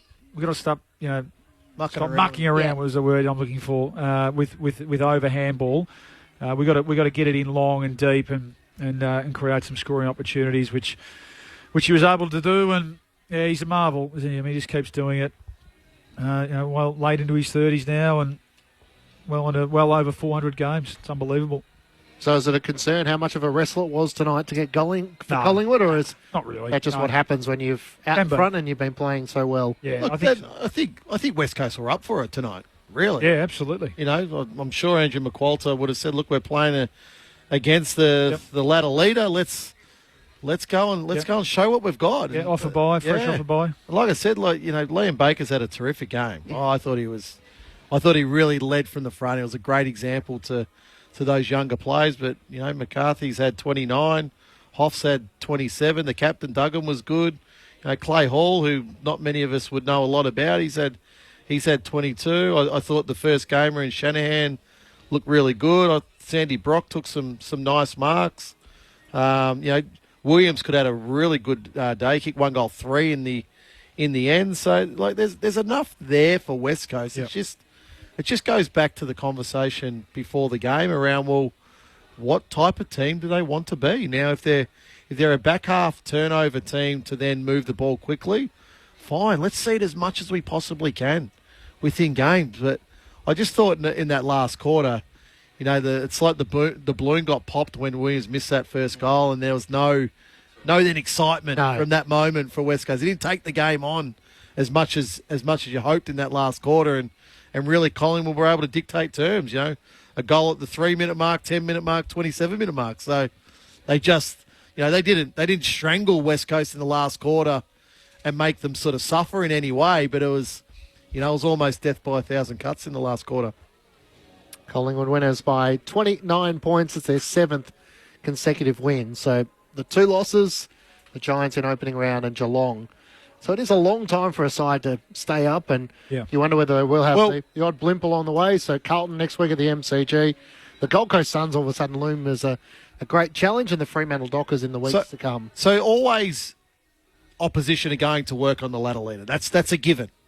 Okay, but what I did notice tonight with West Coast is that they were able to expose Collingwood when they did move the ball quick, when they were prepared to go from half back to inside forward 50. And that's, we've spoken about this a lot. You got tonight you had Josh Dacos, Perryman, Houston, Quaynor, who they like to attack, but they can't beat speed of ball back. No. They just can't do it, and that's where West Coast were able to expose Collingwood a little bit. So I think opposition clubs will look at that. Yeah, that is the way to beat. I mean, we saw that with St Kilda last week, where they threatened to cause a bit of an upset there at times, and they punished Collingwood as well. And really, if the pressure's not there at the drop of the ball, or if they are overusing it and turning the ball over through the mid part of the ground, that is the way to get them. Absolutely, and we saw that several times with the Eagles tonight, and that's pleasing. That should be reviewed strongly by Andrew McQualter. So this is a really high top 4 team in terms of defending turnovers, and we were able to slice them up from back to forward several times throughout the night. So that's a real positive, and that's something. When you are on top, and you're always, and Craig McRae always talks about getting better every day, doesn't he? You are looking at the things to improve. So sometimes the odd off night, provided you can still get the 4 points, isn't the worst thing, because they can come in Monday and say, righto, boys, as we know, this is AFL footy. We can't just expect us to roll up and think it's going to happen. We've got to pay the price and bring the work and earn our win. So they're under no illusion. They're not a miles better team than the chasing pack. We know that. There seems to be a pretty clear sort of top three, maybe, and then maybe I think the Hawks were impressive today. We know Adelaide are coming, and the Giants at their best, and then Gold Coast as well. So they're under no illusions that they need to keep improving. They'll get some personnel back that will help that. We know that, and they know that they need to bring their best at the right time of the year. But it's a nice position to be in, isn't it? So the players that come back in, Jordan De Goey with that Achilles, we touched on the lead-in they might be able to give to him. Billy Frampton with that calf. Braden Maynard with the foot injury, as to whether they make sure he's 100% right, maybe get a training block underneath him, even though Craig McRae said he was a possibility to return to this game. Bo McCreary is a hamstring, so 3 to 4 weeks for him, and Lockie Schultz is still 1 to 2 weeks away. So they have some top-end talent that's going to return, but as we saw in there... They're some critical role players. Yeah. Absolute critical. So if Collingwood are going to win it... Yeah. They'll want all those players in September. And that's the case with any team, isn't it? Yeah. You can't have 8 of your best 18 out and expect to really, really contend at the pointy end. So, but if you've got a nice little buffer, 2.5 game clear lead on top of the ladder, you don't have to rush those players back, which I reckon we're seeing with a lot of other teams who are desperate now and don't have any margin for error. Are playing guys when they're sore or not quite ready, and at times it can have pretty ordinary consequences. So you earn that, don't you? You do the work early, and you earn the right to be in that position. So what's the right balance in terms of, as you said, making sure those players are not forced to play when they're under duress, and the opportunity tonight to Charlie Dean and Charlie West to get a look at some of those players underneath in the VFL who are trying to force their way into this side. The balance is to make selection competitive. That's the reality of it. Like if any of those guys come back and they're underdone or not performing, well, this is why you're playing these players now to find out. Well, I've got this type of depth. If they're not right, So exposing. West, Dean, Tom Mitchell's the other one I mentioned who's come back from a long injury layoff. Sullivan, Ed Allen. There's a number of guys that you just want to continue to expose, and Tom Mitchell could come back in. He played such a critical role in their premiership year. So it's squads that win premierships now. It's not just the 22 or 23 with the sub. It's it's that 30 odd players that each team needs to really be able to rely upon. So they got a They got a 6-day break now. A Friday night game against Carlton back at the G. So I wonder whether they had, this is an opportunity penciled in maybe to manage a few of the senior players. Jamie Elliott looked sore at times tonight, didn't he? He had a pretty sort of rough night on Ruben Ginbey, who wore him like a glove and had a couple of big knocks. So you wonder whether, players like Elliott, Pendlebury, he won't want to rest. We know that. Side bottom and Howe's the other one. You wonder how if those players like Maynard are available to come back, whether this might have been a week penciled in, because then post that they travel to the Gold Coast, and that's looking that's become one of the most challenging road trips, hasn't it, on the fixture? So and then an 8-day break after that. So they're in the position now where they can be really mature and manage their players who need to be managed for the next couple of months. So Gold Coast at the Gold Coast, Fremantle at the MCG. So there are a couple of the challenges for the Pies to come. The Brisbane Lions at the MCG as well. Hawthorn, Adelaide in that run home. So there's still a couple of good tests despite being 2.5 games clear on top of the ladder. Yeah, absolutely. Yeah, that's right. And look, they'll relish those. We know that. If you want to go all the way, you're going to have to beat those sort of teams. They've got a good record, a recent record against Brisbane. Geelong's probably the one, isn't it? That it really has been. Feels like Geelong's best is the best. Yeah, of the comp. I said that last week. And I think that's still the case. Even though they went out and had a bit of a mulligan against Brisbane, didn't they? They'll freshen up, off a big block of games, and I'm sure we'll see them bounce back next week. But yeah, Geelong, Brisbane, Collingwood. It does seem a pretty clear top three with a bit of a gap to the next crew. Collingwood winners by 29 points. Let's head back down to their rooms with Lex Pesce. Thanks, guys. I am with Jack Crisp. Crisp, firstly, you got over there in the end, you got over the line, but a few sore bodies rolling around, yourself included. How have you pulled up?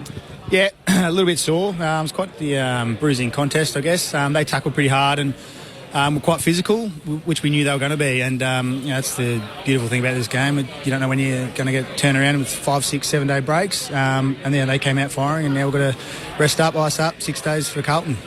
As I said, it was one of the games you probably had to fight out more than you have. And I guess heading into this game, most people would have thought it would have been a margin really blown out. They did make you work for it. And politely, is it a bit of a reality check? No, you just got to bring your best each week. And to their credit, they played really well. They forced us into a lot of handball errors, especially in the first half. Their pressure and physicality around the ball probably helped with that. A lot of guys missed handballs, and then we're under the pump, and then they outnumbered us and got the ball going forward. So we'll probably review that, see what we can do better. But after half time, we focused on more forward football and taking some territory. Was that the simple message at half time, just more forward football? I think so, because we might have been handballing around too much and then obviously inviting their pressure. And then, if we don't get the ball forward, we don't give our forwards a chance. So, if we can do it out of stoppage where it's probably even numbers, give our forwards a good chance of kicking goals. Adam Ramanaskas and Luke Bolts, over to you. Oh, well done, Jack. I was going to ask just that, actually, whether you were a little bit handball happy in that first quarter. We probably thought you were. I mean, credit to them. I was really impressed with their pressure, and they were able to maintain it for the majority of the game. And Craig Fly was a little bit animated at quarter time. Was that the message? Boys, we're just a little bit handball happy, a little bit of sort of Hollywood stuff. Can we take the ground and not invite further pressure? Yeah, you pretty much hit the nail on the head. We also spoke about kind of our tackle efficiency and then our ball movement, trying to go through the corridor pretty much every time. And obviously West Coast planned for that, as we do like to use the corridor. So they're able to come forward and intercept and, turn the ball over. So we just kind of put the ball in our court a little bit in terms of just making sure we face the game, using our options and assessing them before we making some silly decisions, kicking the 50-50s where we didn't want to. I'll be interested to hear how, I know you haven't been in the room yet, but how strongly you review this game. I think, it's when you're up the top, and you have been for a little while, we know that the teams go to school and go to work on you, and they were coming off the bye. Is there a bit of a feeling that, okay, we bank the points, we sing the song, and we get back to the MCG next week? It's probably kind of a little bit that time of year. We just kind of, it doesn't matter how you get the win, like as long as you get the 4 points. And we probably haven't been playing our best football over the last month, but teams are turning up and really challenging us. And to our credit, it's like taking to the fourth quarter to kind of run over the top of the teams. And it's a great challenge. Teams challenge us in different ways, but it's really good to see how we can keep finding different ways to win. Finding depth is always really important, Jack, in a season. You've got some really good players out at the moment, but Charlie West gets an opportunity, Charlie Dean, Lockie Sullivan, Ed Allen. How critical is that depth now, getting into the latter parts of the season? Yeah, it's always important, and I think the guys that have come in throughout the whole year have played really important roles for us. And the beautiful thing about what we do is we're a real system-based team, I guess, and we're having that. Obviously, a lot of teams want that next man up mentality, but the guys that have been coming in off the back of good VFL form and really giving themselves a chance to play great senior football. How do you expose them enough to trust them if you need to play them in a final series? Oh, well, I guess it's probably now when they're getting their opportunities, but even if they do somehow find their way out of the team, it's going back and making sure they're playing above the level of VFL to show that they're ready to come in and play their role. The old boy in Scott Pendlebury tonight, I don't know if he turned back the clock, because I don't know if the clock's been turned yet with him, but he was brilliant tonight. 28 possessions, 8 score involvements, 9 clearances. He just looked like the most classy midfielder out there tonight. No, he was. He was very impressive. I love the way he goes about his football, whether we need some clearances or not. And he just took it upon himself to get us going in the second quarter there with a few nice clearances, and then setting up our forwards. He played well. You've played so many games of football, but what do you still learn from a person like Scott? I don't know. He's always going to be reliable in terms of where he's going to be in the position in the ground, base round system, and then he's just so important in how he sets up the rest of the people around him. We can't do what we do if someone's not in their role, and he's quite good at seeing the game unfold and making sure blokes are in the right positions, even if he's not already, and he knows he's going to be. Jack, you've had a couple of games at Docklands in a row, and then there's 8 games left for the season. Looked like there might have been a few tired bodies out there. Is it nice to know you've just got a trip to Carrara or a trip to the Adelaide Oval, and then the rest are at the MCG for the rest of the season? Yeah, back-to-back Marvel trips was it was a bit far for me over the southeast side of Melbourne, but it's been good. It's nice to come here, especially in winter time. If it was raining out, I don't mind it. Yep. But looking forward to getting back to the MCG next week, and then Gold Coast the week after should be good. Collingwood midfielder Jack Crisp is with you on ABC Sport. There were some nice messages around Brodie Myercheck and his 150th game. Bobby Hill and a few of his teammates, Jeremy Howell, speaking about what he means to the club. For someone who didn't come in through the traditional AFL method, what's he meant to this Collingwood lineup? He's just unreal. He's just a warrior. He's one of my best mates at the club, and to see him, obviously come in 2018 when he first got his chance. I think he got drafted as a key back, so trained 2 weeks as a forward, come in and then kicked 4 in his debut, and then he hasn't looked back. He's just been a warrior for us, and very proud mate, and very happy to see him get to 150. And he's etching Collingwood history as well with premiership and 5-time winning goal kicker for us as well. This goal celebrations from Scott Pendlebury. Do you know what the samurai sword was? No, I missed it, but we're presuming it's from his son. I think it was his turn to pick a celebration. Power Ranger, I reckon. That's my guess. I reckon it was a Power Ranger. Yeah, that could be a good. Is this dangerous territory for some of the dads? Yeah. Sloan gave me just do a thumbs up one week, so I did that. That was pretty simple. And finally, the arrival of Tim Membry. How have you seen him in your forward line? We were sort of discussing throughout the call as to how many games he would play this season and what he's been able to bring to this Collingwood lineup. Yeah, he's been unreal. He just competes. Don't know, if he looks like he's outsized or, too many people at the contest, he'll just find a way to bring the ball to the ground, tackle hard, follow up, win the ball again and get it going forward for us. As always, Jack, appreciate your time. Good luck against the Blues next week. All right, thank you. Thanks, guys. Jack Crisp from the Collingwood Rooms after their victory by 29 points over the West Coast Eagles. And interestingly, his comments around the adjustment they made after half-time. Nick Dacos finishes with 34 disposals, almost 700 metres gain. Jack Crisp was another one, 27 disposals over 500 metres gain. So the line breakers for Collingwood, the ability to be able to get that transition run going. And they stand out late, don't they? And that's just the benefit of that cumulative workload. It's obvious, isn't it, that pre-season after pre-season, I mean, he hasn't missed a game, we know that, let alone probably a training session, Jack Crisp. And you just see it late in games, when the younger Eagles' legs were just fatiguing and lagging a little bit.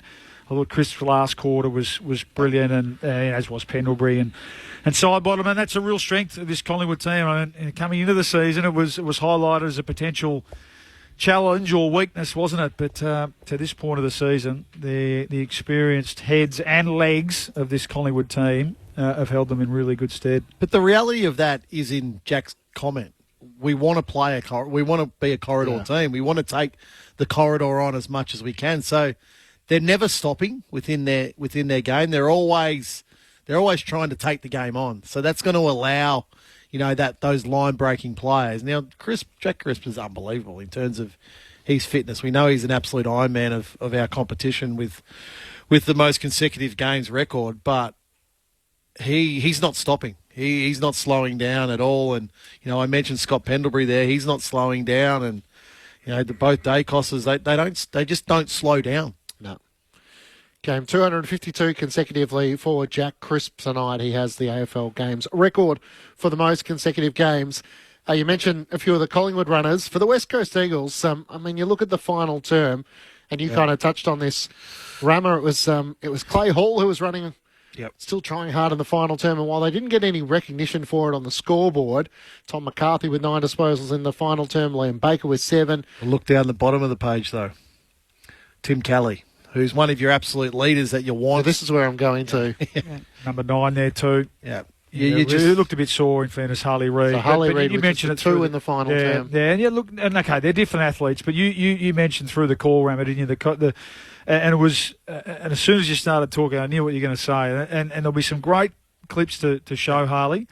And as I said, he's a different athlete to Nick Dacos, and he's a couple of years behind him. But if he's going to be spoken about in the same sort of breath or same sort of aura as that, that high draft pick, that high talent superstar sort of player, when you sit here live and you watch how hard Nick Dacos runs, he didn't have his best night, Nick. We spoke about, especially in that first half, overused the footy a little bit, made some poor decisions, didn't quite execute as he usually does, but his work rate is just a sight to behold. And if Harley's going to get there, I'm not saying he needs to be that sort of athlete, and his sort of profile as a player is a little bit different, but he has to improve that side of his game. There's no doubt about it. Games are your best lessons. Yep. Okay, because that tells you how you need to train during the week. That's you come out and play against the best, and go, okay, where am I actually at in my own development, in my own career, and then you go and train it during the week. And if you want to be the best, well, like Nick's certainly right up there, but Scott Pendlebury, there's no reason, like Scott Pendlebury's not quick. No. But he's got the quickest mind out there by far. He's the way he accumulates the ball and uses the ball. Like that's what Harley Reid might want to model his game on. Like I look at Harley Reid and I see Luke Hodge. Like when you would know this as well as anybody, Paulie, because you were drafted in the same year as him. But when he came into the league, like he tried to play midfield as well, didn't he? And he couldn't run. Then goes to half back, starts to obviously find his way and becomes an absolute superstar champion because he learnt the lessons on the ground that he needed to take off the ground to be the player that he became.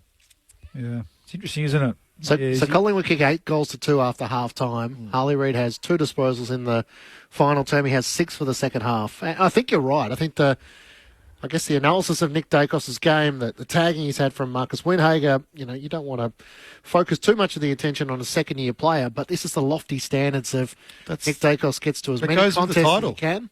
There's the fitness level, and there's obviously the support of your teammates to try and give you the ball. Yeah, that's right. And that's a good point too. It's more challenging in a team that's down the bottom of the ladder and young and developing. There's no doubt about that. But look, if you can control, that's the stuff that he needs to go away and work on. It's not just him. We're not picking on him. It's that's the difference between the teams at the top end of the ladder at the moment and the ones that are just sort of developing. If Harley Reid had Dom Sheed and Elliot Yeo at their best, that helps clearly. Well, if you had Tim Kelly at his, that helps Harley Reid and all because he doesn't then have to play as a full-time mid. He can go and play, on the edges a little bit at half back and half forward, out of the goal square, and do. But what he's being asked to do at the moment as a second-year player, that's extremely difficult if you don't have the fitness base to do it. Yeah. So Tim Kelly's the next one, signed till 2027. The Eagles gave up a lot to get him, and Andrew McWalter needs that leadership, but he's not in their best midfield at the moment. Where does that leave a player of his experience and his calibre? Well, I think we've seen this year. Andrew McWalter's clearly having, honest, mature discussions with him. He found his way out of the team at one point, and his role has had to adjust. I think this and what we don't see is what he's like Monday to Friday. I would hope that he's a really good influence on someone like an Elijah Hewitt. With his tenure in the game, he's the best and fairest winner, Tim Kelly. So you would hope that he's a positive influence during the week, and then he has to adjust and play the role that's assigned to him. I think that the contract's well. I mean, when he came across at the time, there were no qualms about that. So he joined a premiership team, just coming off I think he'd won the best and fairest at Geelong, if I'm not wrong. So at the time, and it was 2 first-round picks, but I don't think anyone was crying out that was a poor decision. It just hasn't really panned out the way. And again, not all his fault and his doing. Just and when you go back, I mean, interesting tonight. These two teams played in that 2018 premiership, grand final, didn't they? The Eagles win the premiership. Both teams' trajectory since then is if you were to plot those courses, it's stark, isn't it? So Kelly made the decision, and he would have been. He made that decision on the basis of sort of sustained success, and it just hasn't worked out that way. Tim's got to ask himself if he is rock hard fit. Like when he was at his very best at Geelong and the early doors at Westco, he was rock hard fit. He was motoring from contest to contest. Now, we're not seeing that. We're not seeing that like we used to. So there's no midfielder in the AFL that can play consistently and not be rock hard fit. Just the demands of what is expected and the speed you're expected to continue to run at from minute 1 to minute 120.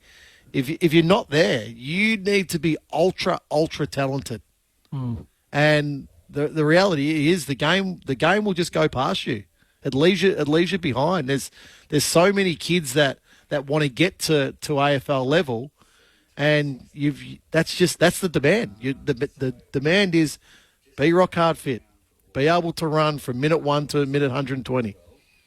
So the West Coast Eagles are back in Perth next week. They take on the Giants. Then they're on the road to Adelaide, take on Port Adelaide. They have the Tigers at Perth Stadium ahead of the derby against the Dockers, Melbourne, Adelaide, the Bulldogs and the Sydney Swans in their final game of the season. One win so far. Their fans would feel like they're a couple of others. Yeah, absolutely. Yeah, and they have been. And again, we spoke, with Clarko this morning. Yeah, can they bank quarters? One. Can they be in games at halftime and really build confidence off that and build winning habits off that? If they play like they do tonight, they'll pitch another couple of wins and be a really tough out, as they say, for sides from here on in for the rest of the year. And there's nowhere that tonight was based around effort and pressure largely, wasn't it? And then they got their rewards, in terms of the way they moved the footy and transitioned the footy. So you'd love to see them say, right, that's our baseline of effort tonight. What have they got left? They've got 8 games, is it? Yep. 8. So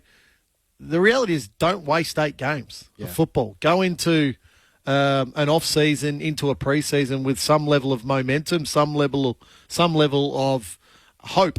I think more than anything that, okay, if we put another really good pre-season together with a number of these young kids, we can continue to improve. So, don't waste 8 games of football.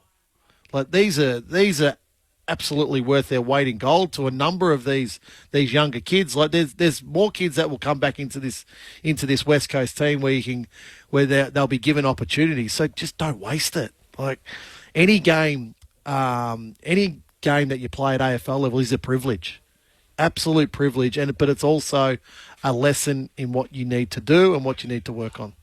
Yep, be tough to play against. Adam Romanascus, Luke Ball, Matt Clinch and Lauren Borden with you. Collingwood 29-point winners over the West Coast Eagles, 13-10-88 to the Eagles, 8-11-59 in front of 38,126 fans. Steve on the SMS from Ballarat, 0437 774 774. I see Harley Reid is growing into a power player, more like Patrick Dangerfield. He probably weighed more than Dacos when he was 15. Totally different genetics and type of player. Yep, yeah, that's fair. Different athlete. I stress that. But that doesn't mean you can't still, if you want to play some midfield time. I still think, and I agree, I still think someone like Martin is the comp.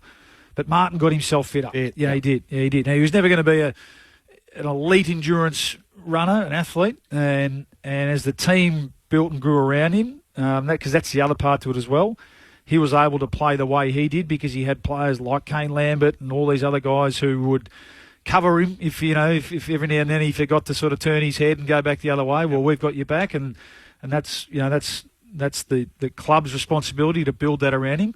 But he's got to control what he can and continue to improve his fitness to allow him to spend more quality minutes. So it's not just 1 or 2 efforts and then, okay, I need a breather. So I still think it's mid forward because he's got that natural sort of forward. He can mark it overhead better than those sort of guys can, and we've seen him kick goals. So I agree with the caller. He's a different type of athlete, but he's got to keep building his game and building his fitness base. Still to come, the 3-2-1 for the ABC Footballer of the Year. In the other matches today, Hawthorn defeated North Melbourne by 85 points, 23-12-150 to the Kangas 9-11-65. Hawthorn led by 20 points at quarter time. Then they booted 8-3 to lead by 51 points at half time and never looked back from that point onwards, putting 6-3 in the final term. Jack Gunston kicked a career best 7 goals. Marbiel Chol booted 5. Nick Larkey kicked 5 in a losing cause. So Mitch Lewis has returned through the VFL today. But, Ball, you made the reference that at Collingwood, Brisbane, Geelong, Hawthorn are now up to 4th spot on the AFL ladder, 10 wins and 5 losses. Adelaide can wrestle back that spot if they beat Richmond tomorrow. So it does set up that sort of 4th spot as an intriguing wrestle as to who's going to get there. The Bulldogs have a number of games at Docklands. Who will stumble? I think there's still a lot of change in this top 8. Yeah, I think there's a lot of change because I think they play each other a lot in this final stretch. So, it's striking form at the right time, isn't it? You look at Brisbane. You look at Brisbane last year, and they just hit form at the right time and were able to ride that momentum all the way through to winning a grand final. So I still think GWS can give it a good shake. I think they're their best football, but that's relying upon getting Sam Taylor and Brent Daniels to a level of fitness again. Brent Daniels particularly. Agree. I know Sam Taylor will come back, and I know how important it is, but internally, Brent Daniels is rated in their top 3 of most important players at GWS. So he's one. I think the Bulldogs' best is good. Norton, I thought, took a real step forward last night. We've been critical of Norton over the last couple of weeks. Their midfield looks outstanding. Can Adelaide's defence hold up? Yeah, that's the question with them. The rest of their game looks in really, really good order. We know about Collingwood. I think complacency is probably the biggest question around Geelong, and how often can they hold the rage within a game? Yep. It's like sometimes they get bored. It's like, oh, geez, we're out to a 6-7 goal lead. Let's blow the siren now, and then all of a sudden the team will kick 3 or 4, and they're back into a dogfight. But when they go, boy, oh boy, do they look good. Brisbane have been playing like that too, haven't they? Yeah, they just seem to want to wait for the challenge. I mean, someone's got to miss, don't they? There's a pretty clear 9, and so there are 8 games left. It's probably too early to call. You don't want to be dropping games against the bottom 6. You can't afford to drop one of those, and you need to be beating at least 2 or 3 of the teams above you to cement yourself in that top 8. So, the Giants, I think they've got to have a quick sort of scan. Might have a tougher draw than Gold Coast and Fremantle, I think, and the question mark over those injuries for the Giants. I think they've lost a bit of that depth this year with the players that have left, which has just exposed them a little bit in terms of that sort of underbelly. So I think at their best they're fantastic, but if they can't get those players back, that might just cost them a bit late. But it's exciting. I mean, you want more than 9, still vying, don't you? With eight rounds to go for a finals position. But Gold Coast, obviously, that was an important win today. Yeah. In the end. It was pretty comfortable, wasn't it? They were never really in doubt. Well, Melbourne had a bit of a run on them, but they just needed to. They'd lost 3 in a row. They just needed a steadier today, and they jumped out of the blocks and really put it to bed in that first half. So that was impressive. I'm still not convinced. I think they've got a great draw, so everything's there for them. I'm just still not 100% convinced either side of the ball. Their midfield really is dominant, and that's what's getting it done for them at the moment. Still not. Well, you mentioned kind of Geelong when they're at their best, what they can do, and then Geelong really put Gold Coast away. When they played at Kardinia Park, they made them look smaller than they were, and I feel like that's a doubt on Gold Coast when you look at trying to match them up with the best in the comp. Yeah, well, they've just got inexperience at either end, at key posts, haven't they? They haven't got a lot of sort of real sort of age and experience both in front of the ball. I mean, Ben Kings, we know, is a prolific goal kicker. How will he go in the real heat of a final? And then behind the ball, Mac Andrews just having a bit of down on form at the moment. He needs to sharpen up. Melksham torched him today. Yeah. Melksham could have kicked 8 or 9. Yes. Quite comfortably. Which is a lot of money going into a man you think is going to be the future. Yeah, it's early day, but it just shows, okay, you Ego might put your hand out for the thing. Yeah, but you've just got to keep doing the work. Yep, that's right, because teams will try and expose you. So well, Melksham did, because they kept dragging him back, and then they dragged Collins up. So usually it's Collins on that last line and Mac Andrew sort of across that half-back line, but Melksham just dragged him back, and he didn't like it today at all. So a big win for the Gold Coast Suns by 19 points. As Rama and Bally mentioned, snaps a 3-game losing streak. They're back inside the top 8. And the Dockers are the team that are in 8th spot. And they've have a big clash against the Saints tomorrow in the final match of round 16. Just the other small talking point out of that Hawthorn-North Melbourne game is a 3rd concussion to George Wardlaw. The bump from Connor Nash. He can't get a lot of luck in terms of continuity of his body and just being out there on a regular basis at the moment. Well, it's just the way he tackles it. Like today, it wasn't even a bump. Nash had the ball, and he's a big man, and we love that about him. He's so tough. He's so brave. For me, today was a technique issue. He's going to have to do some work on that. Just leading with his head too often. How many did you have in your career? Yeah, it's funny. I watched that today, and I was watching it with the old man. I said, you know what? That actually reminds me of how I used to. Did you change the way you played slightly? I did. Yep. After I had a really serious one, I was 23 at the start of 07. from that point on, where I missed a couple of games, had a bit of a bleed on the brain, and that sort of said, okay, you've got to, and from then on, I don't think I might have only had the one. So how did you change? What did you do? Just the way, just how you lead. So it's pure technique. Yeah, technique. It was, technique. So, but you didn't not attack the ball any harder or anything. Good question. Yeah, it's a good question, and I sort of look back now. I think maybe I did. Ruthless at the ball. No, he's too brave and too kamikaze at times, but. That old classic saying, you don't put your head where your backside can fit. That's right.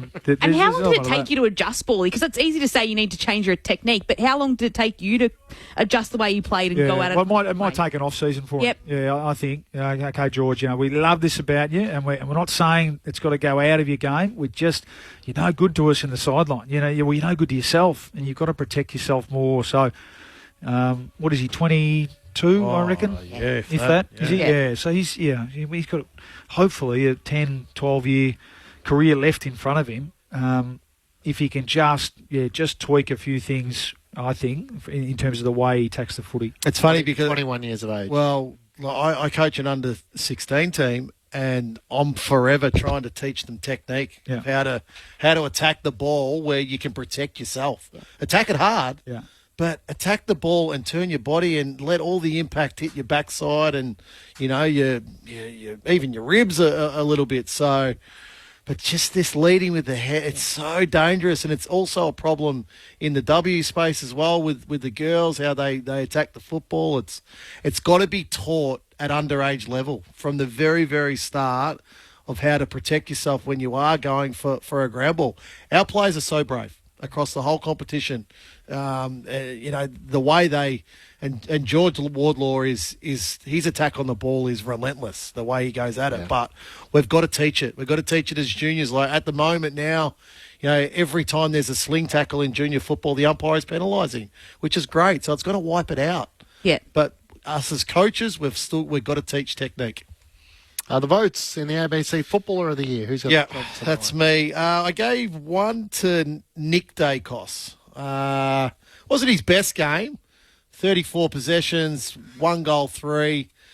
672 metres gained.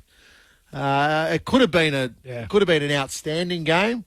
I thought he possession chased in the first half. A little bit. Just overused it and tried to create with the stuff that wasn't there. Second half, I thought when the game needed to be won, he really stood up. Great goal in the third quarter. Yep. I gave 2 to Liam Baker. I thought he was comfortably West Coast best player tonight. Just his effort. He's had 35 possessions himself, 11 of those contested, 10 ground balls, 6 tackles. But it just at times, winning that hard ball, he was just able to do it continually for West Coast. And I thought the oldest man on the field was best on ground in Scott Pendlebury. 28 possessions, 13 contested, 10 inside 50, 6 tackles, 8 score involvements, and a goal. 3 to Pendlebury, 2 to Baker, 1 to Nick Dacos in the ABC Footballer of the Year from Adam Ramanauskas. All midfielders, which I don't like doing. I like to find a defender or a forward. Stephen May with his high contact against Ben Ainsworth in that game at the Gold Coast Suns. Eyes on the We're just seeing a replay on our monitor in the box here. It'll certainly be looked at by the match review officer. But I think he should be okay. Maybe not enough of a swinging arm. That's what they don't like, the swinging arm. It was probably a legitimate attempt to spoil. The Demons have now lost 4 straight. Yeah.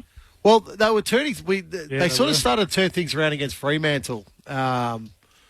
Would have been around 6 or 7, and they looked like they're coming. Then they've had a brick wall. They were pretty good against Collingwood too, but just didn't get the reward, did they? And that almost just broke their heart a little bit. Yeah. I got the sense that day, and then it's going to be a could be a long last 8 games. That's right. They got Adelaide next week. Stephen May's not dominating like he usually does. They dropped Jake Lever. Caleb Windsor. Even Caleb Windsor. You sort of go, well, now's the time to play. It's a bit like the Saints. Now's the time to play these young kids, play all the kids, and give them a good run. I mean, Harvey Langford, he's been brilliant. I think a real chance to win the Rising Star. So expose all the kids, get some good time into them where they're going to play for you for the next 10 years, and if that means that a few of the senior players have to make way for the back half of the year, then so be it. A little bit like Carlton, though. Has the game gone past their style, and can they get the best out of their stars, which are now ageing? So that'll be some interesting conversations in the back half of the season. Collingwood winners by 29 points here at Docklands. Thank you, Bally. Thank you, Rammer. See you next week. Good job. Thank you to Loz.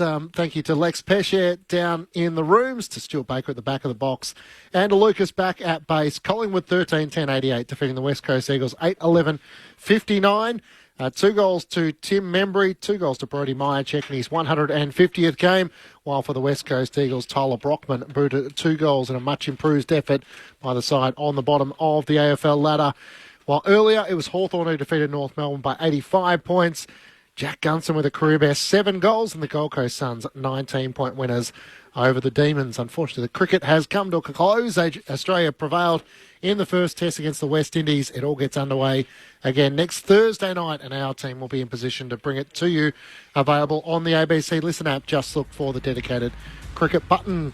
Tomorrow from midday, AFL Sunday, I'll be joined by Bob Murphy as we take you through all the events of the weekend's footy so far, and an eye forward to the match at the MCG between the Tigers and the Crows, and the Fremantle Dockers taking on the Saints in the final match of round 16.